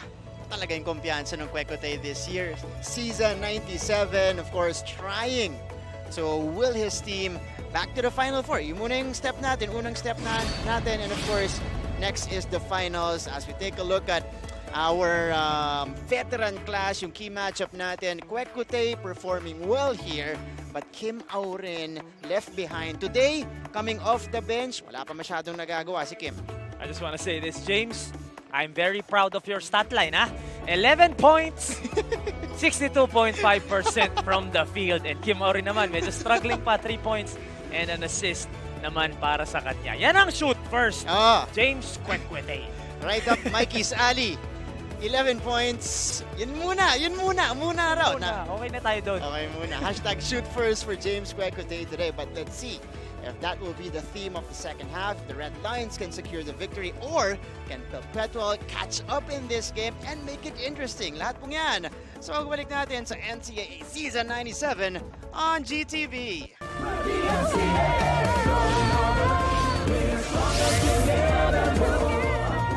Ikinararangal ko pong ihandog sa inyo ang GMA News and Public Affairs Advocacy para sa eleksyong 2022, para sa patas at matalinong desisyon sa mga susunod nating iluluklok sa pwesto. Ako po ang inyong kapuso, Mike Enriquez. Ngayong eleksyong 2022, ang buong sambayanang Pilipino dapat totoo. Noong eleksyon 2019, ang ating panawagan at panata, pusuan ang totoo. Kaya lumibot tayo sa iba't ibang panig ng bansa para ipakilala at isulong ang mga katangian ng kandidatong totoo. Pusuan ang totoo! Ngayong eleksyon 2022, sa harap ng hamon na ibangon ang ating bayan, lahat tayo, ang mga kandidato, ang mga botante, at ang pagbabalitang gagabay sa bayan, dapat totoo. Ang mga tatakbo, dapat totoo. Totoong may paninindigan para sa tama. Dapat matapat, hindi magnanakaw o tiwali. Totoong may plataforma at konkretong solusyon sa mga isyong dapat tugunan. Magpapakatotoo sa kanilang mandato at totoo ang hangad na makapaglingkod. Hindi personal na kapakanan, ang itataguyod. At dahil nasa atin ang responsibilidad, Na iboto ang karapat-dapat na kandidato Ang paninindigan ng mga botanteng Pilipino. dapat totoo. Magsaliksik tungkol sa kandidatong susuportahan. Alamin ang kanilang track record. At huwag basta maniwala. Sa sabi ng iba o ng mga Sila usually nagagamit and also yung flexibility nila. I personally don't do yoga, but I've heard na talagang effective siya, especially for athletes. At saka may halong meditation yan. So your Oo. focus, talagang nasi-strengthen yan. It helps you focus more in the ball game and get your mindset right. But that's exactly what they need to do here. Kailangan nila fumocus. Kailangan nila 14 hinahabol nila dito. Kailangan nila fumocus talaga.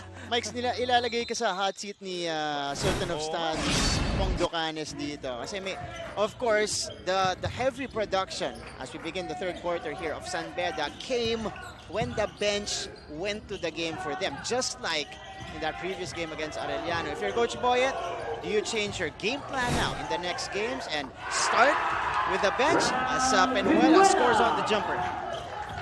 Alam mo naman yung saying, don't fix what's not broken. I mean, it's working. They're 5-0. They're trying to make it 6-0 here today.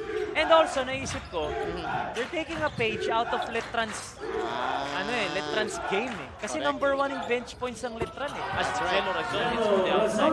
Letran is 10th in the league in starter points. Correct. Last in the league. Pero number 1 sa bench points. So, kakailangan din talaga niya yung bench niya, lalo na pag nakalaman niya yung mga Letranista. Oo. Baka rin mag-iba yung laro ng mga bench players pag nasa starting unit nila.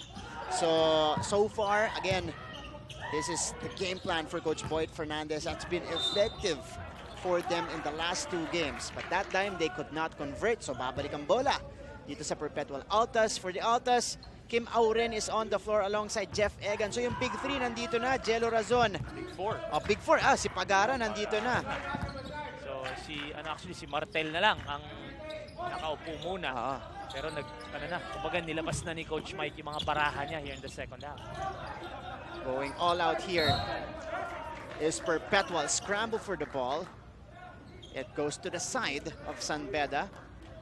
So empty trips, nagsa-struggle pa rin yung Kim Auren from the field. Hasn't taken a lot of shots today. That's his 3rd shot in all of this game. Talking about yung bench ng Letran, kanina pinag-usapan natin. Yeah. Yung cheat code naman kasi yung bench ng Letran. Abando, Paralipio, Olivario, Abilionar. Gandang mix ng mga scorer, tsaka athletic. Alam nila yung mga role nila. Kumbaga, Renz, ikaw lang ang taga-shoot. Renz, tumira ka lang. Kami na bahala dito. Ganun lang yun sila. Auren, the open look, takes advantage of it. Shot there for Kim Auren. Can that get him going? That is the biggest question for all the fans of Perpetual. And it's, by the way, former Perpetual Alta, Tonton Peralta. Nanonood niya. Number 1 leading scorer nila yan last season. Tonton Peralta. Hindi nakakakuha ng minuto yung Egan. Ito pa yung Tonton sa harap niya. Tonton Peralta watching us right now as Alfaro draws air on that 3-point attempt. So madami din nawala. Tonton, Charcos, Adamos. Wala na Ezeno, no? Wala na. Tamayo. Yan. Marami-rami. Kaya mabibigyan niya ng ibang minuto yung ibang players dito ng Altas. That was an open look for Razon. Just missing on the attempt. Pahio. Foul given up by Jello Razon. Kim Auren is down on the ground. We're missing it in pain. Merong masakit sa kanya. May iniinda siya. He's gonna get checked here. And he's holding on to his right leg. Right leg. Yun yung ine-extend niya dito. Nalakad pa niya ng konti pero paika-ika na. Hopefully malaman natin mamaya kung ano yung nangyari kay Kim Auren. And yeah, he stood up. Ika-ika na dito. He's limping. Natin yung nangyari, right? Banggaan. Tuhod sa tuhod. Charlie Horse. Yeah. Nothing more. So, you know what? Pag Charlie Horse naman, titiisin mo lang yung pain for a few minutes. Yung biglang manhit lang. Biglang-bigla lang. Yung gundo nung pass. Pagaran. On the receiving end. What a pass, though. And the vision of Jello Razon. And And the efficiency of that pass. Great pass para punta kay Pagara. 13 points na, no? Pagaran. And right now, it is just a 9-point lead. That is quickly answered, though, by James Kwekute. James Kwekute is too good here today. I mean, he's too good as it is. Pero today, man, he just really is on a different vibe. And Abe is converting on the float shot as we go to Christian Sebastian at Perpetual side. Importante daw ang game na ito at ang mga natitirang laban para kay Assistant Coach Gerald Dizon.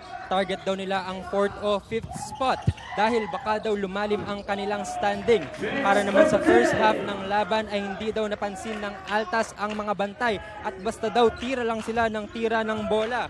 Focus naman daw sila ngayon sa depensa at pride naman daw ang kailangan ng Altas pagdating sa opensa. Dagdag pa niya na parehas lang daw ng kombinasyon ng players ang makikita natin ngayon. Martin and Mikey? Maraming salamat, Christian.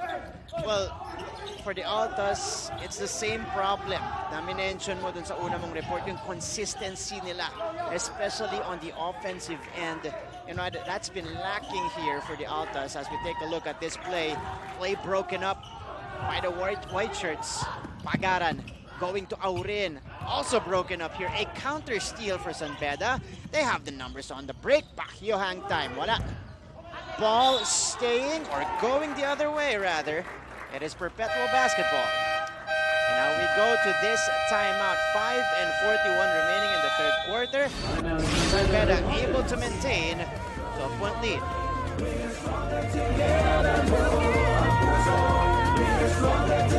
Life hasn't been easy lately, so we're here to make your day, featuring amazing, funny, and heartwarming stories to bring you something bright and sweet and get you dancing through tough times. Simple joys that remind us of the many reasons we can still smile. Cleanse your timeline with Make Your Day. Join us on YouTube and Facebook and share your stories too. Let's spread more awesome, wholesome content out there. Make your day! Mabilis magbago ang mundo at ang daming naiisip ng tao. Hatid ng Next Now ang latest sa science and technology, maging updated sa groundbreaking inventions. Hello there. At mga makabagong solusyon sa pang-araw-araw nating pamumuhay. Actually creates a huge impact. Tunghayan ang episodes online dahil sa GMA News and Public Affairs Digital. We show you what's next now.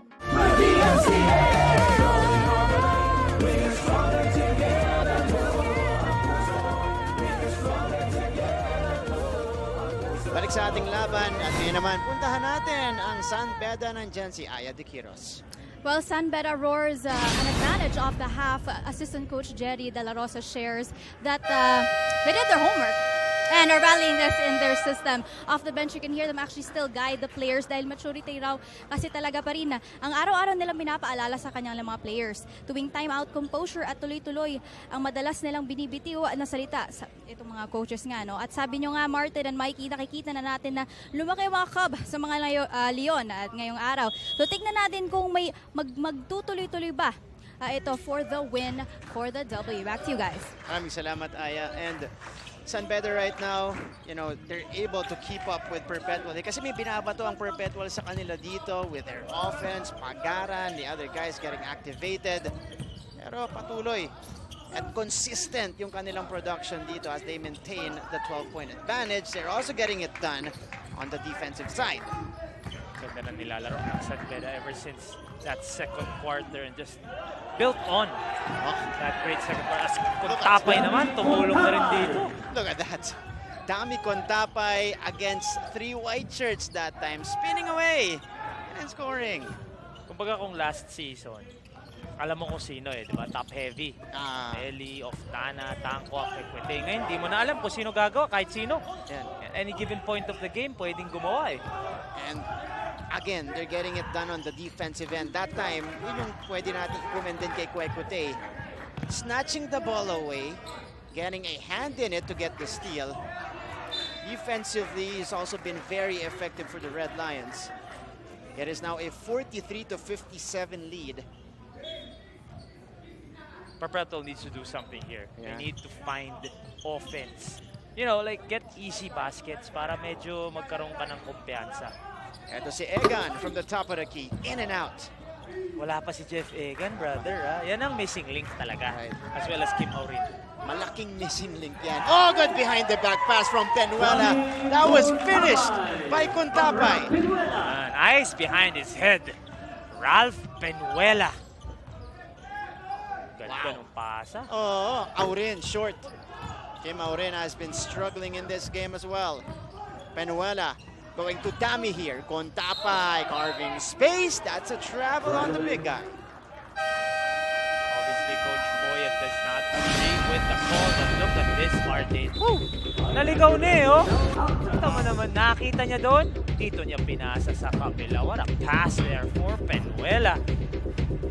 You can bet that you're gonna see that in our top 10 plays this week. Oh, for sure.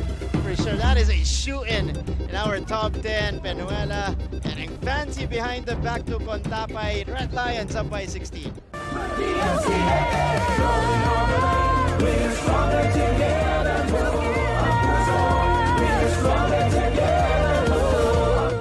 Hi, I'm Howie Severino. My colleagues and I developed this idea of creating a podcast as a safe space for sharing insights with leaders and interesting people across diverse backgrounds. I've been a journalist for 33 years as a newspaper reporter, news anchor, online editor, and documentary maker. But podcasting is fresh territory for me. Check out the Howie Severino podcast, an original for GMA News and Public Affairs. New episodes will stream every Thursday. Listen for free on Spotify, Apple Podcasts, Google Podcasts, and other platforms. Empower yourselves and be safe.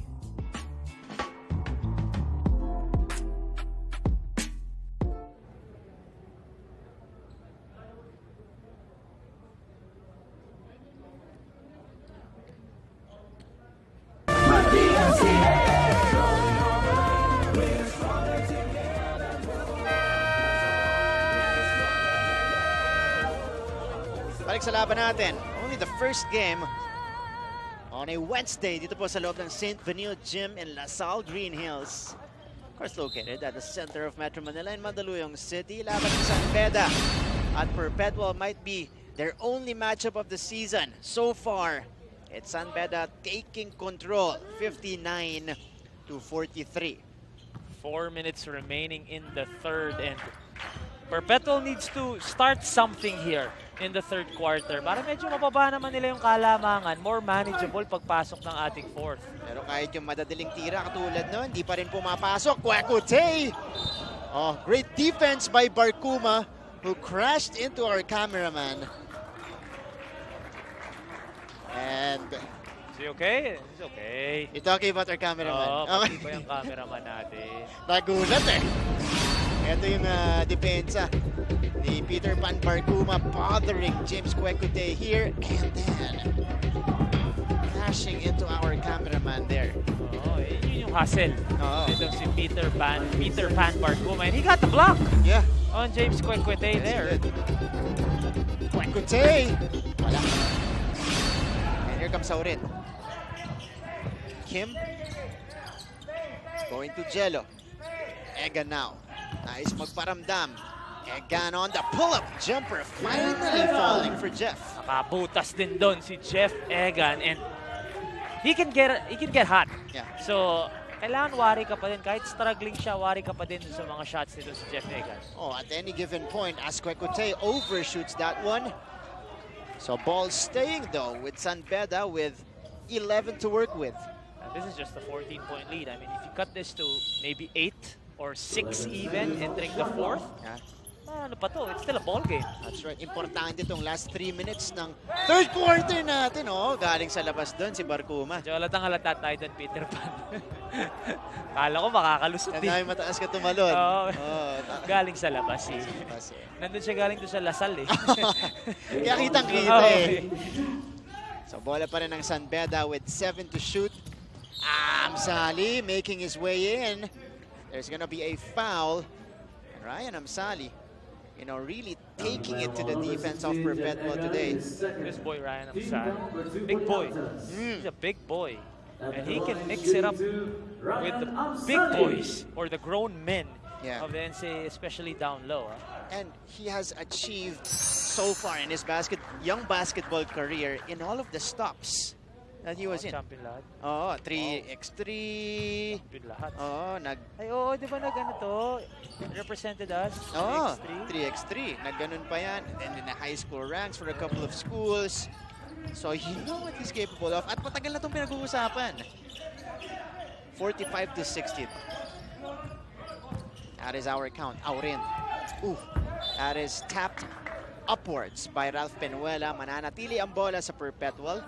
Those are the kinds of possessions na ayaw mo nakikita if you're Coach Mike. Yung parang walang napupuntahan yung depensa.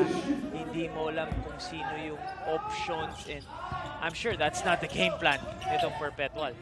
Here's the pass inside. Wala para kay Nunez. Penuela. Amsali. Kontapay! This is what we were saying. If a big man finishes the play dun sa transition, alam mong maganda yung tinakbo, especially yung mga ganong easy baskets down low. Dami Kontapay now with 6 points. I believe all in the third quarter. And we got a man on the floor there. Ryan Amsali is down. Makikita natin kung ano yung nangyari dito. But he is obviously in pain, back of the head. Oh. Probably got hit on his way down earlier. Ito yung tira kanina. Oh, okay. So, he got tangled up with Kim Aurin. Oo, nag-ano si Kim Aurin yung nag-swim dun sa motion na yun, kung natamaan sa likod ng ulo. Sali, but he's back up. Hindi naman ininda, pahinga lang.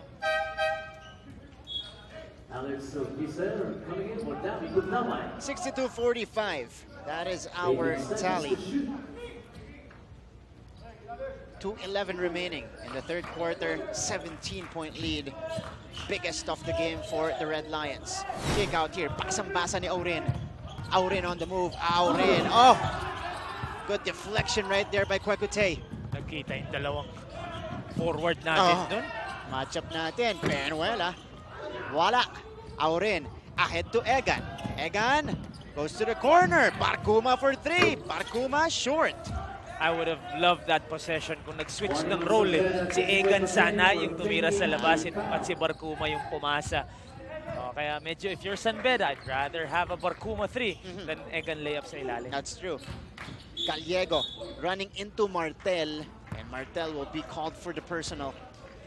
62-45. So despite numerous chances, and again Perpetual coming out empty. Ito muna yung drive ni Aurin na aabot ni Kwekutay. Athleticism displayed there by James Kwekutay. And parang lumalabas na yung laro ni James. Ito na. Umpisa kasi medyo, medyo struggling pa. He did hit big shots though in the season, but now it's just like nakuha na niya yung rhythm niya, nakuha na niya yung kumpiyansa niya. Siyempre, you just gotta get your timing din kasi at the end of the day, 2-year layoff pa rin yun eh. And today has been very efficient. 18 minutes, 16 points for James. Pero nalagyan na ng 1 rebound dito. As Alfaro misses. At may 1 block na din eh. Meron na rin. Meron na rin. I would have had a field day with him kung in-interview natin mamaya yan at 16-0 siya. I would have had a field day. Doing it ala Mikey Reyes. I'm kidding. Pero 0 assists. 0 assists. Andun pa rin. 14 shots and 0 assists. 2 steals and 1 block for James. His teammates are taking it though. Oo because naman. he's producing. It's 50% from the field. Kung yan yung trabaho mo bakit naman, di ba? As long as you do your job, you're fine. And while he's out on the bench, susubukan po ng Perpetual mag-take advantage dito and make use of the last 1 minute and 12 seconds of the third quarter well. Still a 15-point lead here para sa San Beda. Amsali, bumomba dito. Down the middle he goes. That's a difficult shot for Ryan. I'm telling you, man, this is a big boy. He is a big boy. That's a big boy move, too. That's right. Aurin with a quick response on their side of the court. Taking a jumper there over Ryan Amsali, Kim Aurin. sumona dito ang Perpetual. Let's see if this will be effective. And it's the second unit of the Red Lions. Amsali, cross court. Inot, step back, jumper, wala. Aurin Pag-asa pa dito. 2-for-1, no? Aurin going quickly and drawing the foul in midair. And that's the right move or the right decision para kay Kim Aurin. Trying to go for that 2-for-1. Attacking the basket right away, getting the foul. 2 free throws for him. At ang maganda sa ginawa niya, babalik pa ang bola sa kanila kasi meron pa tayong time sa ating game clock compared to our shot clock. So Kim Aurin trying to regain his form in this particular game. Missing on the first. He's got 9 points though. Pero panghabol sana sa kanila yun. 3 out of 5 now from the free throw line is Aurin. 9 points, 3 boards. Most of those points came in the third quarter as well. As we see Ryan Amsali here, 9 points off the bench, shooting very well, 4 out of 6, alongside 5 boards. Gallego pulling the trigger. Too strong, rebound. Going outside, it goes back to Perpetual, and they will have another crack at the basket. The last 14.1 seconds natin sa third quarter. And the ball will go back to Perpetual. Ito yung sinasabi natin. Pag-asa sila dito. Let's see if they can convert. 9 seconds. Aurin driving, feeding inside. Na-deflect yan. Here is the shot. Wala para dito sa Perpetual Altas. That's Yuki Kawamura with the heave and the prayer. 64 to 50, that's gonna be the theme here. So, nagpalitan lang tayo ng baskets dun sa third quarter na yon. It is still the Beda Red Lions with a 14-point lead going into our fourth quarter. Ito yung mga highlights natin. This was the main highlight, if I'm not mistaken. Ralph Penuela going behind the back to Dami Contapay that time. What a pass there para kay Ralph Penuela. And the lead is still at 14. So, same na naman yung third quarter natin. And Perpetual can't afford to trade baskets at this point. 2 seconds. San Sebastian. Oh! Pajarito, Rayson, La Paz, Abando!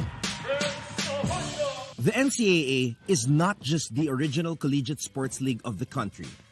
It is also known as the breeding ground for the future superstars of Philippine basketball. And here in season 97, a diamond in the rough is starting to shine. That basket coming from Enoch Valdez, opening the scoring. The pressure is on Valdez. Enoch Valdez only averaged 3.6 points per game for the LPU Pirates in season 95. But on opening day against Beda, Valdez. That's great hustle coming from Enoch Valdez. Count it plus the foul. Valdez let it be known that a whole lot has changed since we last saw him. The off short stop, wala. Valdez with a putback. And here's back to the coverage. Magsisimula na ang fourth quarter ng ating laban dito sa loob ng St. Benil Gym in Lasal Green Hills, Mandaluyong City. Quarter scoring natin, yung sinasabi ni Sultan of Stats natin, Pong Ducan, sayang kung 16 yung skinor, lahat yan divisible by 16. But that's a situation. Yeah. Perpetual didn't get the memo. But 16-16 in the first, same as the third. Yeah. So that 14-point lead is still there for Beda. And we were talking about this bago tayo nag-commercial dun. They cannot afford to trade baskets if you're Perpetual. Right. You need to get all the run here if you want to make a game out of this, especially to start the fourth. Right. Kasi mas lalong tumatagal at 14-12, 10 pa rin ang lamang niyan. Medyo mas mahirap ka na talaga makabol, lalo na Beda kalaban. That's right, Mikey. Importante siguro yung first 2 to 3 minutes ng fourth quarter natin para makahabol sila. And they've been moving the ball well in this particular possession as Aurin knocks in the triple. Yun ang sinasabi natin. They need to start as early as possible. Now they need to make a stop. Talking about Perpetual. 11-point lead. Yukian from the baseline. He knocks it down. Bitaw talaga tong batang to. Yukian from the left corner. Perimeter jumper. Laki nun. Kasi may nararamdaman mo pwede nang humabol ang Perpetual. 11 now for Yukian Andrada off the bench. Cross-court pass. Here is the pass to Razon. Razon from the parking lot. Wala, Yukian pulls it down. I'd take that shot. If I were San Beda, I'd give him that shot. Yung ganung kalayo. Pero pumapasok minsan yung Oo, Gijelo, pumapasok minsan yun. Pero more often than not, mahirap yun. Layo eh. That's right, may bantay pa. Andrada na iwan. Maigsi lang. Isa pa para kay Yukian. And he will take a trip to the line. Bro, yung Yuki and Andrada, when you talk about efficiency, grabe. Yeah, let's check it. 11 points in 8 minutes. 4 of 5. 2 of 2 from deep. Yeah. And now he has a chance to go for his 12th and 13th point with these 2 free throws. And this is a game where he revealed his true range. Kasi bihira niyang gawin yan. Previous games, pupukol ng isa, dalawa. Ito nakadalawang tres. May isa pang baseline jumper kanina. So you know he has touch and you know this is a weapon that they can use down the road. Iba na ang ano ngayon. Iba na ang basketball ngayon. Kasi kung may big man ka na ganyan during his kuya's time, which is our time, papagalitan yun. May tira sa labas. Kung yung kuya niya si Yutien nung high school kami, tumira ng 3 points yun, patay yun kay Coach Raymond Valenzuela. Tumira ng labas. Eh, pero ngayon, ano na eh, no? Evolution. Oo, hindi na nakapark sa ilalim. Hindi na. Wala na nga post-entry eh. Wala na. Oh, kita mo naman yung Yukian. Inagawan pa si Aurin. Inot now. Tony goes to JV. They swing it around. Back to Inot. Andrada on top here to Gallego. 68-53. JV. Alfaro now. Good ball movement for the Red Lions. Looking for the best shot possible. Gallego ipinirit lang sa ilalim. Hindi na tawagan ng foul doon. Ganda ng depensa ng Perpetual. Aurin to the corner. Egan, extra pass to Razon. Razon lumapit pa. Pinangga ni Gallego. So that's going to be a foul here on JV Gallego. And Perpetual trying to get some points in. The top bench scorer. The previous contest for San Beda, Cap Cometa, checks in for the first time. Bumunot pa si Coach Oo nga Boyet, eh. Cometa. 11 points yan last game. Bumunot pa. Last 8 minutes of the game. Today, kakapasok lang niya. Limited minutes kasi maganda yung laro ng mga nasa harap niya. Uy! Kaya naman pala maganda nilalaro eh. Kaya pala. Birthday pala bukas ni Yukian Andrada. So we are greeting him an advance happy birthday. Magandang regalo to. 11 points para sa kanya. Pero hindi pa sumusuko. Ang Perpetual as Martel gets the basket and the foul. They'll have to continue playing. Talking about Perpetual, he's trying to chip into that lead. Play each possession. Ang ganda ng atake ni Egan dito. Ang ganda ng cut, and Martel taking the contact, making the basket, and a free throw to boot. A chance to cut into this deficit, bring it down to 12 points if he makes this free throw. That's right. Martel has played very well for Coach Mike Sagigit today. Just missing on the free throw, but he's got 8 points across his name. Here's Tony Inot. Inot nagmamadali. Inot.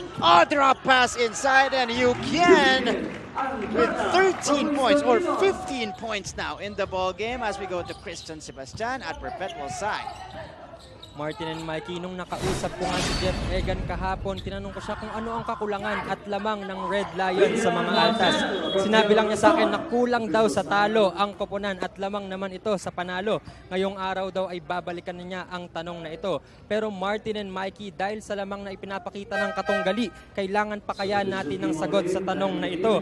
Ano man ang mangyari sa laban na ito para sa Altas ay ibinigay naman nila ang kanilang best sa opensa at depensa at wala silang pagsisising uuwi ng Las Piñas. Balik sa inyo. Maraming salamat, Christian. Well, mahirap lang talaga kalaban itong San Beda na patuloy umiinit sa ating season 97. But for Perpetual, you know, you still have to fix a lot of things. As we take a look at this particular play, Tony Inot shaken up, rolling his ankle right here. That's the right ankle of Tony Inot. And you know he's in pain because we know how tough this guy is. Gayot din to eh, Tony Inot. So you know nga, tama ka doon. When a guy like Tony Inot grimaces in pain. Alam mo na meron talaga. So hopefully it's just a minor sprain for Tony Inod. But Yukin Andrada, who is again celebrating his birthday tomorrow, 15 points na. 18 total niya the whole season prior to today. Kita mo yung production na yan mula kay Yukin Andrada. Again, that's another weapon unveiled for San Beda here. Just in this ballgame. Actually, yun ang pinakamagandang tanong. Especially coming off a 2-year layoff. Right. Okay ba na mahina muna yung mga kalaban? Or yung mga lower tier teams muna? Para makuha mo muna yung rhythm mo bago makalaban yung mga letran. Or uunahin mo ba yung mga may hirap? Di ba dito ka muna, belo ka muna kasi 2-year layoff. Kaya nga, napaganda para sa San Beda kasi inunti-unti ni Coach Boyet yung kanilang improvement, growth in the season. So, yeah, and exactly. And they're still winning. Oh, exactly. And obviously, if you go up against the San Beda team in the first game of the season, completely different San Beda team na to at this point. That's right. Ito muna yung mga puntos kanina ni Yukin Andrada getting one from the baseline there. And then the drop pass here, the setup job by Tony Inot. To the receiving Yukin Andrada, birthday boy tomorrow.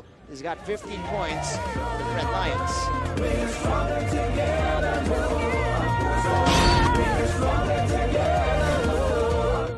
Mabilis magbago ang mundo at ang daming naiisip ng tao. Hatid ng Next Now ang latest sa science and technology, maging updated sa groundbreaking inventions. Hello there. At mga makabagong solusyon sa pang-araw-araw nating pamumuhay. Actually creates a huge impact. Tunghayan ang episodes online dahil sa GMA News and Public Affairs Digital. We show you what's next now.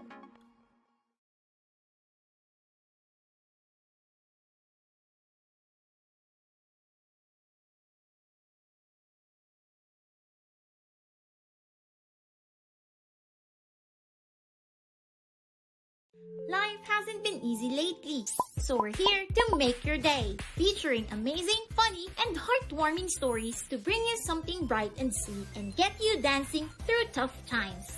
Simple joys that remind us of the many reasons we can still smile. Cleanse your timeline with Make Your Day. Join us on YouTube and Facebook and share your stories too. Let's spread more awesome, wholesome content out there. Make your day!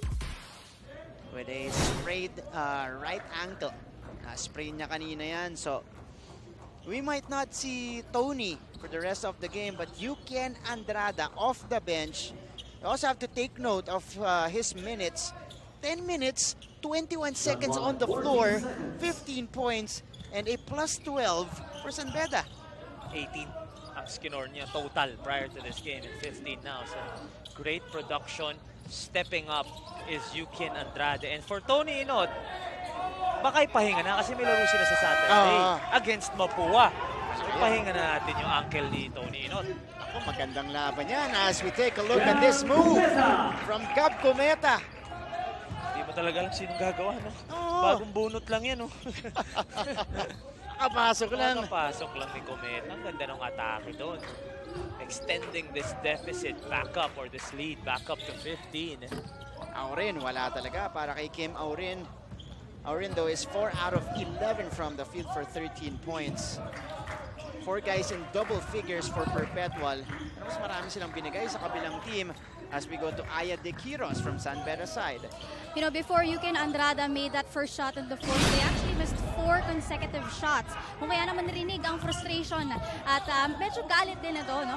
Galing dito kay Coach Boy at ani niya, isang beses lang hinihingi ko sa inyo, ipakita nyo ang offense natin. Isa namang injury update itong kay Winston Inot kanina, no? So he has a right ankle sprain and is currently being iced now, all these according to their PT na si Mike Sunga. Back to you guys. Maraming salamat, Aya. We hope Tony is okay and of course ready to go in their next game kasi nga mabibigat yung last 3 assignments nitong San Beda as we see that nice move from Jello Razon. That's a tough move para kay Jello. Tony Inot right now, mukhang hindi na, inayos na, tinanggal na niya yung sapatos niya. They're, kumbaga, inaayos na nila yung ankle ni Tony Inot as they will play in 3 days. That's right. Eto muna. Hindi pwedeng mawala si Tony. Mapuwa sa St. Benilde Letran. San Beda susunod nila sa Sabado po yan. As Alfaro drives on the baseline. What a drive there. Alfaro using that baseline to his advantage. At mukhang ano na, parang magsi-6-0 na sa ganitong tema. Correct. And again, as you mentioned earlier, a different San Beda team than from their first 3 to 4 games as we see this move on the break for Gab Cometa. Using the rim as protection. Kita mo, pinangga niya si Barcuma papuntang kanan. Diniretso niya, ni-reverse niya sa kabila. Great move there for Cometa. And on the other side, or on the same side, Alfaro going all the way to the rim there via the baseline. The two guards teaming up to produce on offense for the Red Lions. And this is the shot coming from Carlo Ferreras niya itong mga Perpetual. As Franz Abuda was called for the foul. Obviously, when we were comparing earlier from the wins to the losses, Mikey, malapit na ulit sa average ng mga losses na ibinibigay na points ng Perpetual. Etong San Beda at 74 points right now. Oh yeah, oo nga, no? I mean, they give up 77.3, 74 now with less than 4 minutes remaining. Yung rebounds nila, 27 rebounds today. Wow. That's 27 as a grabe, team. no? Grabe yun. Has to be one of the lowest outputs mula sa rebounding department as compared to San Beda's 43. Eh, sabi nga natin, in losses, 45 ang nare-rebound ng Perpetual. Right. Ngayon, 27-28. Eh, mas mababa pa doon sa mga previous losses nila. Talaga nag-struggle ngayon ang Perpetual. Of course, running into a tough San Beda team. Ito yung missing link for Perpetual today. Kasi na-pick up ni Aurin yung scoring niya. Si Jeff Ega na lang talaga, who is averaging 14.8 points per game. Today is only scored 2 points. So 15-point lead for San Beda. Magbabalik kami.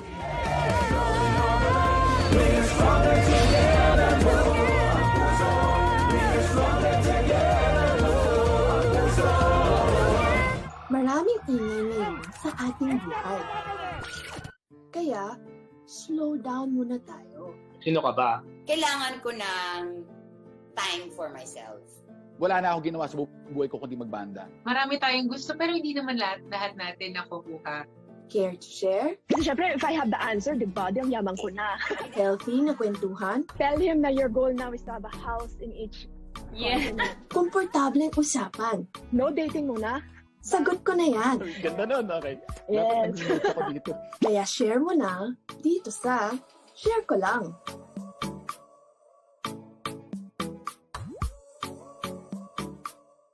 Are COVID-19 vaccines safe?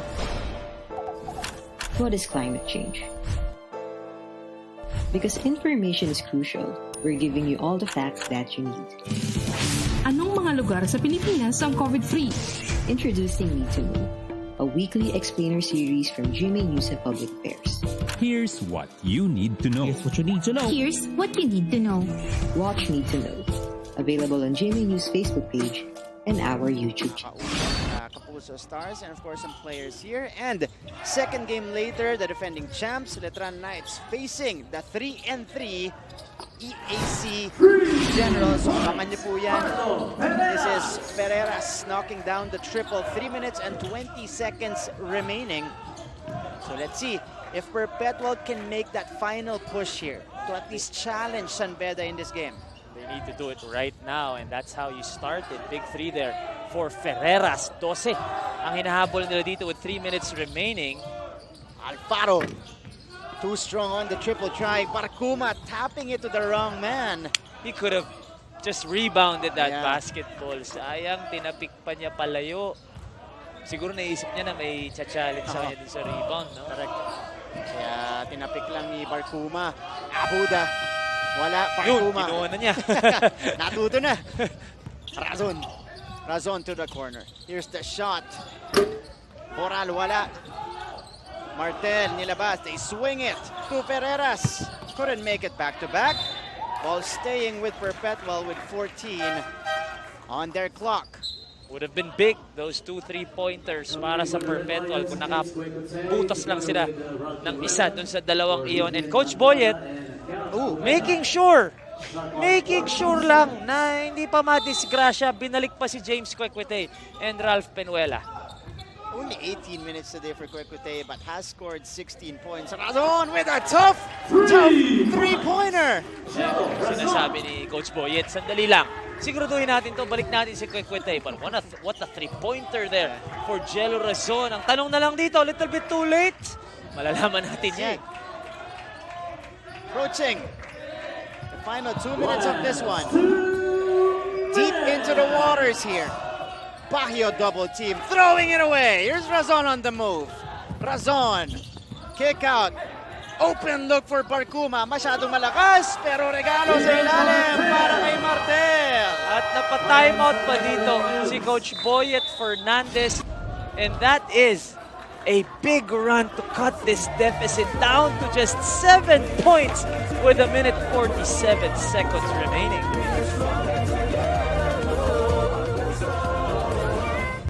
Hi, I'm Howie Severino. My colleagues and I developed this idea of creating a podcast as a safe space for sharing insights with leaders and interesting people across diverse backgrounds. I've been a journalist for 33 years as a newspaper reporter, news anchor, online editor, and documentary maker. But podcasting is fresh territory for me. Check out the Howie Severino podcast, an original for GMA News and Public Affairs. New episodes will stream every Thursday. Listen for free on Spotify, Apple Podcasts, Google Podcasts, and other platforms. Empower yourselves and be safe.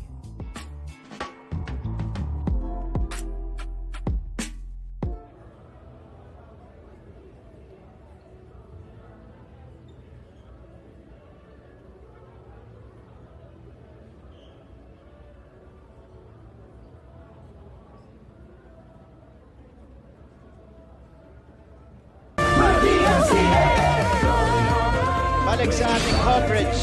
Mahabol ngayon ng Perpetual. Altas only down by 7 earlier. Ano yan?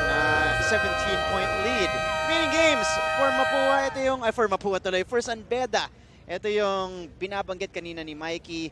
Top 3 teams right now. I mean, aside from San Beda, obviously San Beda is on the top right now. But we know that Letran is still undefeated, the same as San Beda. And they will go up against two of the, we believe, mga dark horse nung season natin.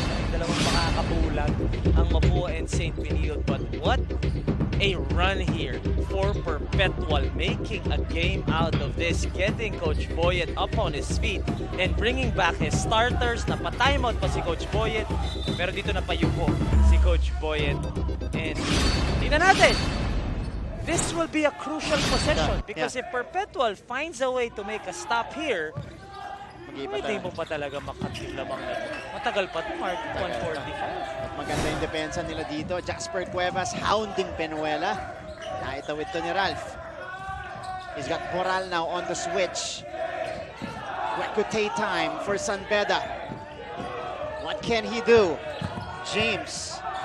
Pinagay kay Andrada. Pass to Alfaro, and Alfaro with a finish underneath. And that, I believe, could be the dagger. Yeah. 22 seconds of great defense. Nakalusot pa si Alfaro doon for the bucket. And again, good patience for San Beda. Perpetual unable to convert. Will they get it back? You got a whistle here. As Razon and Alfaro get into it. This will be big. Kasi kung bumalik ang bola sa San Beda, medyo malabo na talaga. As we look at this, ang ganda na nung depensa. Kaya lang hindi ka na kinailangan ni Barcuma. Sumundot doon. He tried to sneak in a steal there. Kaya bukas na bukas si Alfaro doon sa cut to the basket. Yung mga detalye. Na-stop naman na nung kakampi mo si James. Hindi mo na kailangan sumugal. Sayang. And that error by Barcuma was quickly recognized by Yuki and Andrada, kaya mabilis yung reaction dun sa pasa. Ang ganda rin nung cut ni Alfaro. We look at this muna yung nangyari sa rebound play na yon. Ito scramble. Alfaro, Razon, nagbanggaan. A bit of a stare down while looking away. Look away lang si Razon. I don't know kung meron talagang ginawa si Razon from that angle. Parang wala naman.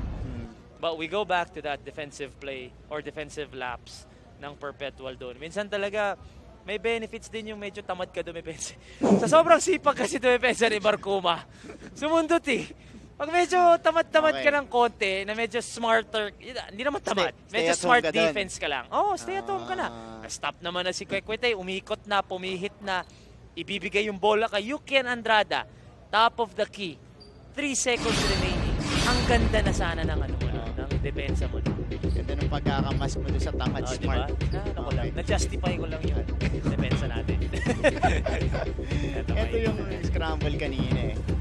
Alfaro, Razon, I don't know though. I mean, Razon isn't known. Isn't known as a guy who makes, those kinds of plays. So benefit of the doubt. So the ball will 0-2 free throws para kay Cuevas. Wow. Not bad. I mean, for Perpetual, yeah. Napaganda pa. You get chance to put points on the board without the clock moving. Malaking bagay yan para sa Perpetual if they're still trying to steal this game away. This is Jasper Cuevas at the free throw line. Yun lang. Pressure packed, missing on the first. And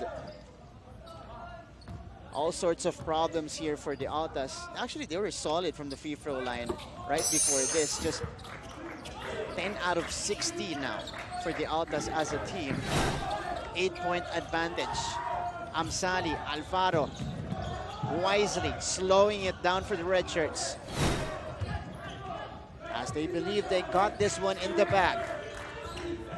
Penuela will attack and will retreat. 5 seconds to work with. Open look for Yukian. Nakuha nila ulit. And that should be it. Yep, the Alfaro basket down low proved to be the dagger. And here, icing on the cake na lang to by James Kwek-Kwetay. Not yet done. Just adding salt to the wound of Perpetual. James Kwek-Kwetay. 18 points for James. Pero tumres yung rin. Too late. A little too late. I mean, not a little too late. Just straight up too late itong opensa sana ng Perpetual. And San Beda will just hold on to the rock here. About 4 seconds. That's the difference between the game and the shot clock. 71-78. This will be yet another victory for the San Beda Red Lions. Another convincing one. 4.4 seconds remaining tayo dito. May oras pa. So ilalabas pa yung bola ng Perpetual.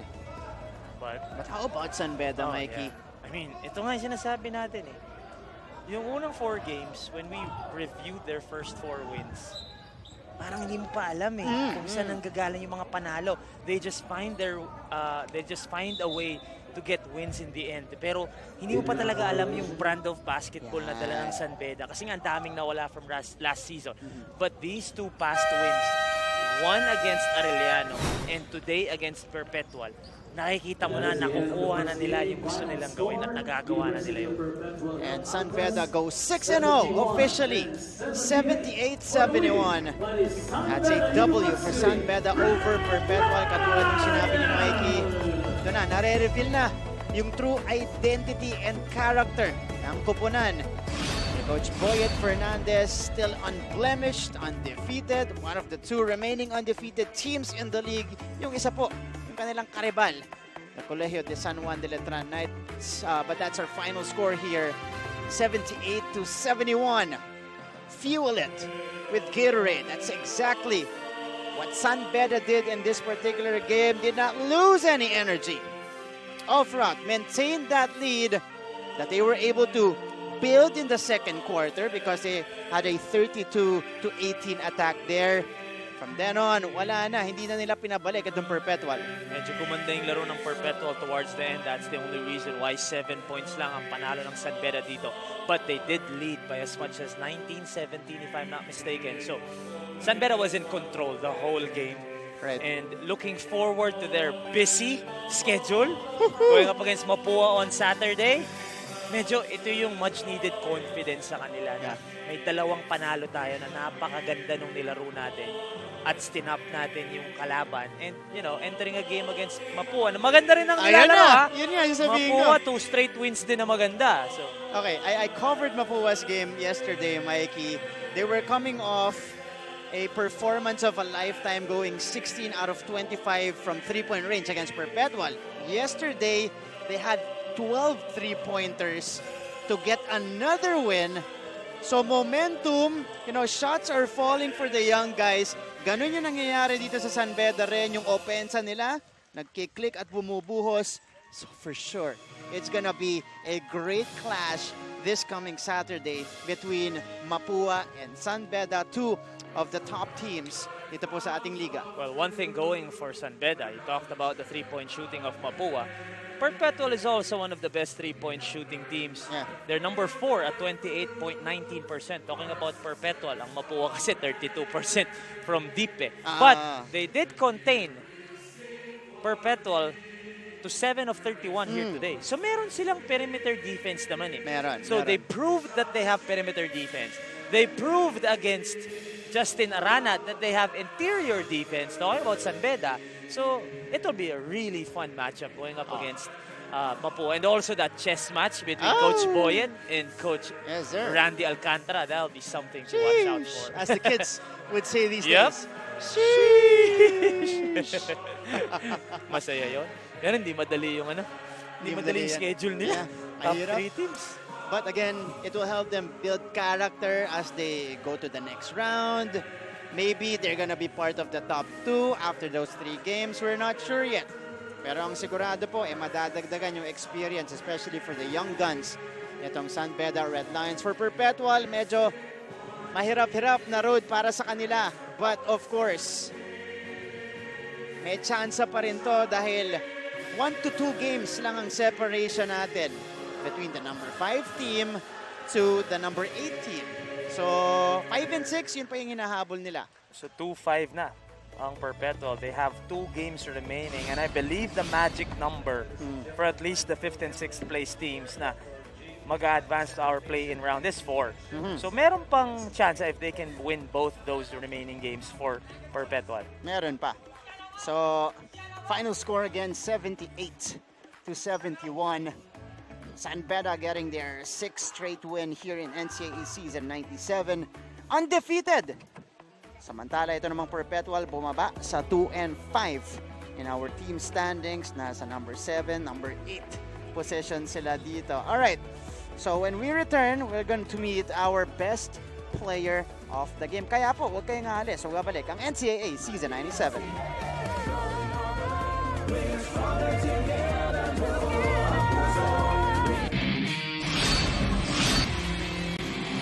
Narito na ang top 10 plays nitong nakaraang linggo sa NCAA Season 97 Men's Basketball. At number 10, CJ Cadwa steals the ball, goes all. Sa number 9, JB Bahio ng San Beda pinakita ang kanyang bagong spin move kontra sa JRU. Dito naman sa number 8, Robbie Naive sumugod kontra sa depensa ni Justin Arana at nakascore gamit ang kanyang kaliwang kamay. Switching hands, Coach Jerry. Here at number 7 is James Kwekute, reminding us why he's one of the best shooting guards, if not the best, in the NCAA. One kill, James Kwekute with a step-back 3. Sa number 6, it's CJ Cadwa again, bringing his bully time tweet to the actual game. Pati si Benji Paras nagulat sa galaw na yon ni CJ. What a move by CJ Cadwa, bully time! Para naman sa number 5, Stephen Steinel fumiesta sa ilalim kontra sa CSB. Enka ang depensa. Steinel the quick spin, Steinel the reverse. Sa sobrang generous po nito, hindi lang sarili niya, yung binigyan niya ng regalo bukas kasi birthday niya bukas, pati na yung buong team niya, Yukian Andrada, 15 points in limited minutes Just over 10 minutes dito sa laban natin. Grabe naman yan. Kamusta ka? Okay naman. Yun nga, ginawa ko lang naman yung best ko kasi nga, sabi nga ni Coach, limited minutes, kailangan mag-convert kami, lalo na yung mga bench namin. Yun lang ginawa ko, play my most minutes, and do my best in the court. And unang-una, advance happy birthday. Ilang taong ka na? 21. Kabatch pala natin. Yes! Okay, pero looking at this tama. game, yung bench ninyo, especially this game and last game, grabe yung inaambag ninyo ngayon. Meron bang kumbaga conscious effort na tulungan natin yung starters, tulungan natin si James, tulungan natin si Ralph, sina JP. Kailangan pagpasok natin, kailangan umambag agad tayo. Lagi naman sinasabi sa amin ni Coach Boyet, especially na if our starters doesn't play good at the first quarter, kailangan talaga pagpasok ng sunod na 5, agad. Kailangan convert agad sa kahit depensa, do their best talaga. Ayun lang. Maganda yung point ni Mikey doon kasi yun talaga yung naging turnaround ng team nyo. Kaya nag-reveal kayo ngayon ng ibang identity kasi first 3 to 4 games nyo, iba yung nilalaro nyo, you were playing close games. Pero ito, nung skumor ng marami yung bench ninyo, talagang ito na pinakita nyo na yung tunay na San Beda. But for you today, in particular, I want to commend your shooting because you are a rare... You're a rare commodity here in the league. Nung unang games nyo, papitik-pitik ka lang ng shooting sa labas. But today, you unveiled your true touch from the outside. Was this planned? Or talagang ngayon, ramdam mo na, ito na, this is my opportunity to finally take some outside shots. And fortunately, you made them as well. Hindi, I usually do that kind of stuff talaga. High school pa lang, High school pa lang, yeah. Tumitira talaga ako sa labas talaga. And kaya nga sabi mo nga, last 4 or 5 games, di ako makashoot sa mga tira ko sa labas. And swerte lang talaga ngayon na hit all those shots. Birthday Siyempre, hindi rin papagalitan. Birthday bukas eh. Pero your kuya, who was also a big piece sa Staglets sa NCAA Juniors na hindi rin kami nanalo kalaban sa kuya mo. Pero ano yung nabibigay niya sa yung advice? Or like, what is it like having a kuya na naglaro sa NCAA? Alam yung pisikalan sa NCAA. Ano yung nabibigay niya sa'yo na nadadala mo dito sa San Beda? Actually, nung pandemic, madalas kami maglaro sa bahay namin.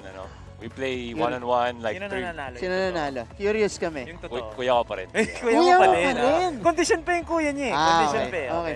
Especially in defense, sobrang galing talaga sa defense. Haba ni Youth yan talaga eh. I get a lot of tips from him from defense. Pero 6'6", 6'5". May tanong yung Sultan of Stats natin, si Pong Ducanes. Kasi si Yutien, San Sebastian. Tama. Bakit daw hindi ka nag-try sa San Sebastian? San Beda yung napili mo. High school pa lang, ha? Actually, nag-try ako sa San Sebastian nung pagdating ko galing Coach States. Egay, nangihinayang si Coach Egay sa sige, anong nangyari? Hindi ako comfortable doon sa San Sebastian nun eh. Kaya I chose San Beda kasi maganda nga yung program ng high school nila, tapos maganda rin yung education na bibigay. Speaking of the program ng high school, nag-champion ka, Mythical 5, diba? Karamihan sa inyo nag-elevate dito. Talk about that kasi kanina pa namin yung pinapaulit-ulit sa coverage natin. Marami kayo nanggaling sa Red Cubs program. Obviously, you have the championship experience. But what was it like, transitioning at dahil very unique yung situation ninyo na paggagalingan natin, 2 taon hindi naglaro, mas mahirap para sa inyo mag-adjust? Ayun nga, parang malaki rin kasi yung pressure sa aming 4, usually talaga kaming 4 nila Ryan, nila Justin, pati ni Tony. And bibigyan lang talaga namin yung best namin. Ayun nga, galing kami sa championship round namin. I think we have the confidence and the ability to bring the San Beda Red Lions back to the finals. Wow. Kami from a rook. Let's go. I like the confidence. Abangan natin yan. So, sige, go. Batiin mo na. Lahat ng gusto mong batiin, lahat ng kaibigan mo, lahat ng kapamilya mo. First of all, binabati ko yung mama ko na nanonood sa akin ngayon and family ko in Quezon City, my teammates, and my girlfriend, Chelsea Flores. Yan. Full name, ha? Full name. And you can advance happy birthday and congratulations sa'yo. Thank you. There you go. Kailangan ni full name para sigurado na yun eh. Pag sinabi niyang girlfriend lang, kailangan full name. Tama yan. Marunong ka. Turo ng kuya mo yan. Turo rin ng kuya. Okay. But you can, again, congratulations, advance happy birthday, and good luck sa remaining games nyo. Kasi good matchup yung next nyo. Mapua. So, you need to rest up and, of course, prepare for that particular game. But you can, Andrada, 15 points again in limited minutes, showing us the efficiency today. But speaking of Mr. Efficient, this season in general, eto may isa pa tayong player na kakausapin. For a change, saan naman ngayon ang nasa court? Okay, kausapin natin si James Kwekute kasama ni Aya Diquiros. The very explosive James Kwekute with me, here to have our Slambook Q&A. But before we get into that, we have to talk about it. What happened to the lucky sweatband that he lost at the first quarter? Fun fact, you guys, I'm so sorry, I'm gonna have to drop this information. He actually just didn't have a haircut, and that's why he had that hairband. But let's see for himself. What's the answer to that? So basically, the ref came to us saying either I have to take off the headband or one of my teammates have to take off the red shirt underneath the jersey. So I just took off the headband, so make life easier for my teammates. So yeah, and also I didn't get a haircut like you said. So. So I guess the solution to that is a red hairband. Yeah, I do have them. I just forgot it at home. Well, we'll see that in the next game for sure. But let's get right into it. You just have to choose any question there. I'll read it to you guys, and let's have at it. We have number 17, your favorite joke. My favorite joke? I don't really have a favorite joke. You gotta make up one right now. And you can't say yourself. No. I don't know. Knock knock. Okay, who's there? Chicken. Chicken who? Chicken butt. Let's go to the next question. Get another one, James. Move past that. Let's move past that. We have 11. Your 3 favorite dishes. We talked about this. Let's talk about your 3 favorite Filipino dishes. Number 1, chicken adobo. Number 2, beef caldereta. Number 3, lechon kawali, fried lechon kawali. How about the beef mushroom? Coach said that's your championship meal. You guys had that the past 3 games. Are you gonna have that tonight? I don't. Honestly, we had it today. You had lunch. it today. Yeah. But I don't know what's gonna be for dinner. I'm not for Leftovers sure. are always fun. No, I don't Let's like grab leftovers. another question. We have number 2, your most embarrassing NCAA moment. Let's go way back to the other seasons as well. When I shot an air ball, my first shot as a rookie, I think that was embarrassing for me. It was my first shot, so I think. It's a very technical one at that as well. Should we have another question? One more to seal the deal? All right, last one. Yes, sir. We have number 1, Uno, your 3 favorite travel destinations, aside from Canada. All right. Number 1, Vegas, Las Vegas. Miami. And New York. They're all party scenes, I'm starting to see. But you've never been to any of those 3. I've been to Las Vegas and Miami, but not New York. New York is on the next list. Well, now it's time for you to greet everybody you want to say hi to all the way in Canada, in Pampanga as well. My mom, my dad, my sister, my girl, my boys, and my family in Pampanga. Thank you guys. Let me teach you a quick phrase. It's musta naka, What? which means musta naka. Musta kata. Am I right? Yeah, musta naka means how are you in Kapampangan. So say how are you to Kapampangan fans. Musta naka. Musta maka. Naka. Naka. Musta naka. So work in progress. There you go. Once again, James Kwekute, back to you guys. Good try, James. Good try. Thank you so much, Aya, and of course, James Kwekute. James will put an asterisk on the joke earlier. Ako sana sasagot dun sa most embarrassing moment, NCAA moment eh. Kaya lang baka magalit si Calvin Oftana, si Evan Nelly, si Donald Tangwa. Lahat sila magagalit sa'yo. 18-0 eh. Tapos ano eh. Ay! Okay, Masakit joke pa lang. yun, ha? Joke lang. Alam mo, 2 years fresh pa yan. Oh bro, fresh pa kasi. Hindi, wala tayo sa gitna eh. Mas naalala tuloy. Yan, Pero sige. baka magalit yung mga kaibigan natin. Pero yan po si James Kwekute. 16 points in just really malapit sa 20 minutes ang nilaro ni James Kwekute. Great game for him. But let's take a look at our turning point of the game. May pinag-uusapan natin. This was the laps in Perpetual's defense late in the game that led to that Alfaro basket. Yeah, because Perpetual was threatening to steal this game away. Talagang humahabol sila. They were making baskets, they were making stops, and because of this play, ito na talaga yung, kumbaga, ito yung final nail in that coffin. This was the dagger in which hindi na bumalik yung San Beda, or hindi, they never looked back after this play. And you will look back at that, ngayon mapapanood ng Perpetual and they will look at that play and say, we could have played better defense, baka nagka-chance pa tayo after that. Sabi mo nga, kung tinamad ng konti yung Kung Barkuma. tinamad lang ng konti yung Barkuma, Peter Pan, minsan tamarin ka ng konti sa sobrang sipag. Dumobol lang, hindi sa oras. Pero again, that's lesson learned for the University of Perpetual Health. Ngayon naman, kakausap ulit tayo ng player ng San Beda. Nandito yung off-the-bench hero nila in the previous game against Arellano, if I'm not mistaken. Kasama ngayon ni Christian Sebastian. Maraming salamat, Martin and Mikey. Ngayon nga kasama natin si Gab Cometa para isang masayang Q&A at meron tayong box dito ngayon, no? So, mayroon tayong maliliit na bola. Hindi tayo ngayon mag-shoot, kundi bubunot tayo ng mga maliliit na bola para syempre sagutin mo at i-share mo sa ating mga kapuso. So, for your first question,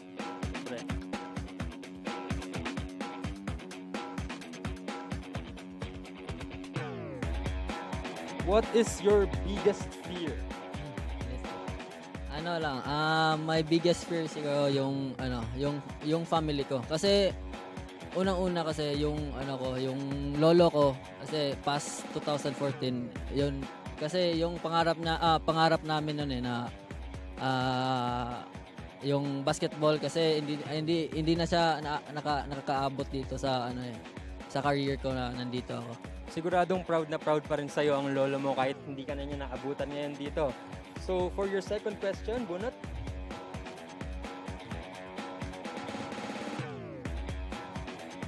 Anong hidden talent mo? Pero teka muna, mukhang pinaghandaan to ni Gab. Mukhang nag-review siya dito para bunutin niya tong number na to. So, ano nga bang hidden talent mo? Ayun, yung pagkanta siguro. Oh, sample naman dyan. Baka may baon-baon ka dyan, ha?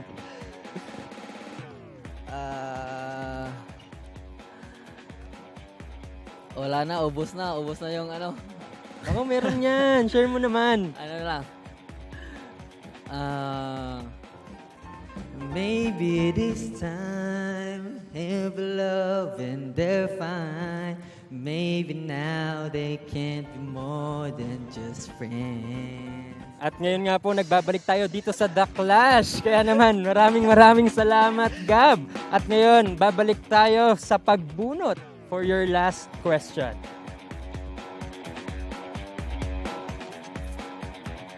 Most memorable NCAA moment? Yung last game ko po, yung Sunday, nung siguro sa more practice ko na sa team namin, tas ayun nakapagchamba sa last game, so yun memorable ko po. Siyempre, knowing na ilang panalo na sunod-sunod ang San Beda Red Lions, talaga namang sobrang memorable. Kahit hindi yung last game, lahat ng game para sa Red Lions sobrang memorable. So ngayon, baka may gusto kang batiin sa probinsya mo. Ano bang probinsya mo? Cebu po. Cebu. So baka may gusto kang batiin mga Cebuano. Sa tanan nga naa sa Cebu karon. Thank you sa inyong mga suporta, especially sa akong pamilya, sa akong relatives, especially bisig layo ta sa usa inyo gyapon ko gisportaran nga wa ko ninyo gibabayaan. Also sa akong papag mama nga always nag-remind sa ako nga be patient lang, maabot ra ang atong adlaw sa atong panahon. And also si Crystal, I see you soon. I miss you. Ayan, muli po, Gab Cometa. Abangan po natin siya sa The Clash All Out Sunday, NCAA Philippines. Kaya naman, balik sa inyo, Martin and Mikey. Nag-artista ni Christian si Cometa. Basketball muna. Magaling naman yung bata. Magaling. Pag-artistahin niya. Oo. Tsaka, ito si Gab, nung nakita ko yung mga posts natin online, nung pinost natin siya, of course, he was one of the best players in that particular game against Arellano. Dami talaga nakakilala sa kanya. Ito pa yung Cometa na galing sa Cebu. Ito pa yung Cometa na naglaro rin para sa University of Visayas. So meron tong following Meron. sa Visayas. Talagang he made a name for himself in Cebu. At ngayon, nandito siya sa Manila. Naka-red and white talaga nagpapakita in their last game. Right. 11 points pero kanina maganda rin ang nilaro niya. Ito naman yung ating final stats at the end of this game. Mikey, San Beda just really getting the upper hand on a lot of these statistics and a lot of departments today. I want to emphasize on the rebounding. Kasi kanina mas konti yan para sa Perpetual. I think at one point, fourth quarter, they only had 27. Oo, ngayon medyo nagka-7 rebounds sila, 34. But still, for you to give San Beda 46 and only rebound 34 of your own, medyo mahirapan ka talaga because this is even lower dun sa rebounding nila, dun sa mga talo nila. They rebounded 45 pag natatalo sila. Ngayon 34. So mas malaki ngayon ang naging ang naging difference ng rebounding nila. Bench points again, San Beda 37 to 29 and also giving San Beda too much points in the paint also hurt itong Perpetual Altas. And we talked about this, San Beda, they are continuing to improve. And they are getting ready for the busiest schedule in NCAA basketball ngayong season na to. And they're shooting red hot from the field right now, 49% against Arellano, 46% today. Speaking of red hot, this guy, 2 consecutive solid games for San Beda. Ryan Amsali, kasama ni Aya de Quiros. Ryan, hala, Ramadan Mubarak. Ramadan Mubarak. That means, hi Ryan, happy Ramadan. Alam nyo, nagpa-practice po talaga siya actually ng fasting, no? Habang nagsi-season tayo. So talk to us about the struggles of that or actually how you use that as an inspiration, no? Para galingan mo pa sa laban. Well, inisip ko lagi na para yung kay Allah, kay God. Kaya ako yung ginagawa para din yun sa sarili ko, sa discipline ko, yung patience ko lagi. Especially, syempre, sa training namin. Nakakapagod syempre, Pero deep inside, ginagawa ko lang, nagdadasal ako. Nag-meditate ako lagi na para yun sa sarili mo rin eh. Mashallah, mashallah. Mala Kyrie Irving nga, no? But now, let's go into a more fun type of bit. We have our Q&A na mala slam book dito. So, kumuha ka lang ng isang tanong dyan, bigay mo sa akin, and let's get right to it. Babasahin ni Ryan for me. Pakibigay. Yan. We have number 5. Saang NCAA team mo gusto maglaro maliban sa present team mo na San Beda? Siguro kasi ako nung high school pa lang, loyal na talaga ako sa San Beda. So, San Beda pa rin yung masasagot ko. So, nag-cheat po siya sa ating Q&A. Sige na, kahit isang team dyan, wala naman makakarinig. Di naman tayo on air. Siguro siguro Mapua na lang. Mapua? Bakit Mapua? Siguro nandun kasi yung intensity lagi sa mga games nila. Kaya parang nabibilib din kami sa Watch out, Mapua next. So, dyan. Let us see. Number 6. Tinitignan niya talaga yung questions before I get into it. Name your top 3 NCAA players na pinaka-pogi pang IG.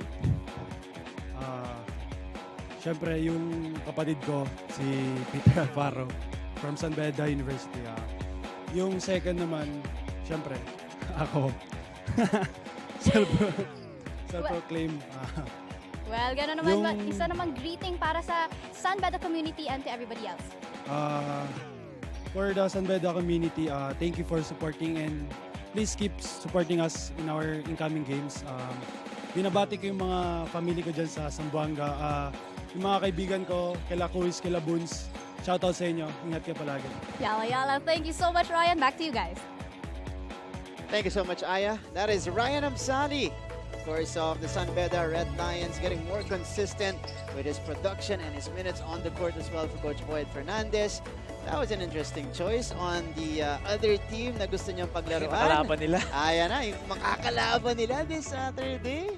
And which will turn out to be a big matchup because this is now the situation after today's first game. 6-0 are the San Beda Red Lions and the Letran Knights will be playing in just a bit after ng game on. Kaya may pag-asa din ng Letran na sabayan at makasama pa din ang San Beda for that top spot. But the Mapua Cardinals, after winning yesterday's matchup against the CSB Blazers, nandun sila sa solo third.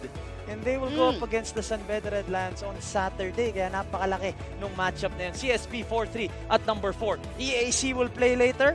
A chance for them to upset Letran and also tie itong CSB Blazers at number 4, ang San Sebastian, Arellano, Perpetual, are still vying for play-in spots. So, ang laki ng game kanina at malaki din itong game na mamaya mapapanood natin. At alam natin, EAC very capable of at least staying in step with Letran dahil dun sa mga piyesa na meron yung team na to. Alright, we'll talk to one more player from San Beda side. Nandito, si Ralph Penuela kasama ni Christian Sebastian. Ayan, kasama natin ngayon si Ralph Penuela. Siya naman ang pupuntos sa ating box ngayong araw. Ralph, bunot. Aside from basketball, ano ba ang babong sport? Aside from basketball, naglalaro din ako ng volleyball, nag-swimming din ako, boxing. Next question. Anong superpower ang gusto mong magkaroon at bakit? Superpower? Lumipad. Kasi halos lahat. Sino ba ang hindi gustong lumipad?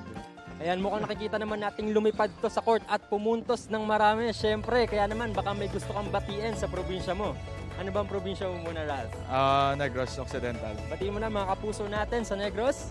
Sa pamilya ko dira sa Bacolod City, at sa Negros, tuloy-tuloy lang na mag-support sa San Beda and sa NCAA. Hidlaw na ko sinyo. Kita tayo sunod. Ayan, maraming salamat, Ralph. At kaya naman, balik sa'yo, Mikey.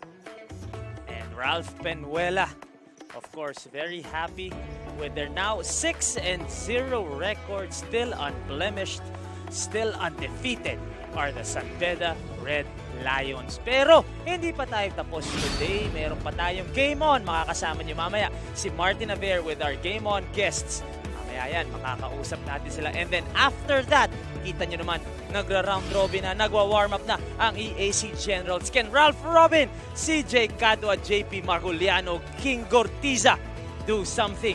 And medyo dumihan yung record ni Fran Yu, Brent Paraiso, Luis Anggalang is back, Coach Bonitan, and Coach Oliver Bunyi, who is celebrating his birthday. Ito, tumuturo na sa akin. Si Renz Abando and si Luis Anggalang, babalik na siya. And sa lahat ng mga nanood, sa lahat ng dumalo, nagpapasalamat kami. What a victory for the San Beda Red Lions now. 6-0, 11 Bedans scored here today. Just a collective effort for the pride, ang mga Leon. At nag-e-enjoy pa rin ang mga NCAA players dito. Nandito na rin si Fran Yu, nagtatawanan na, nagre-relax na. Pero mamaya-maya, makakalaban naman niya ang EAC Generals. Again, the name is Mikey Reyes. Nakasama ko kanina si Christian Sebastian, Ayat de Quiros, Martin Javier. Take care of yourselves, take care of each other. Peace and love. Mga kaibigan, huwag kayong aalis dito sa NCAA Season 97. Only here on GTV. Stronger together. Buo ang puso.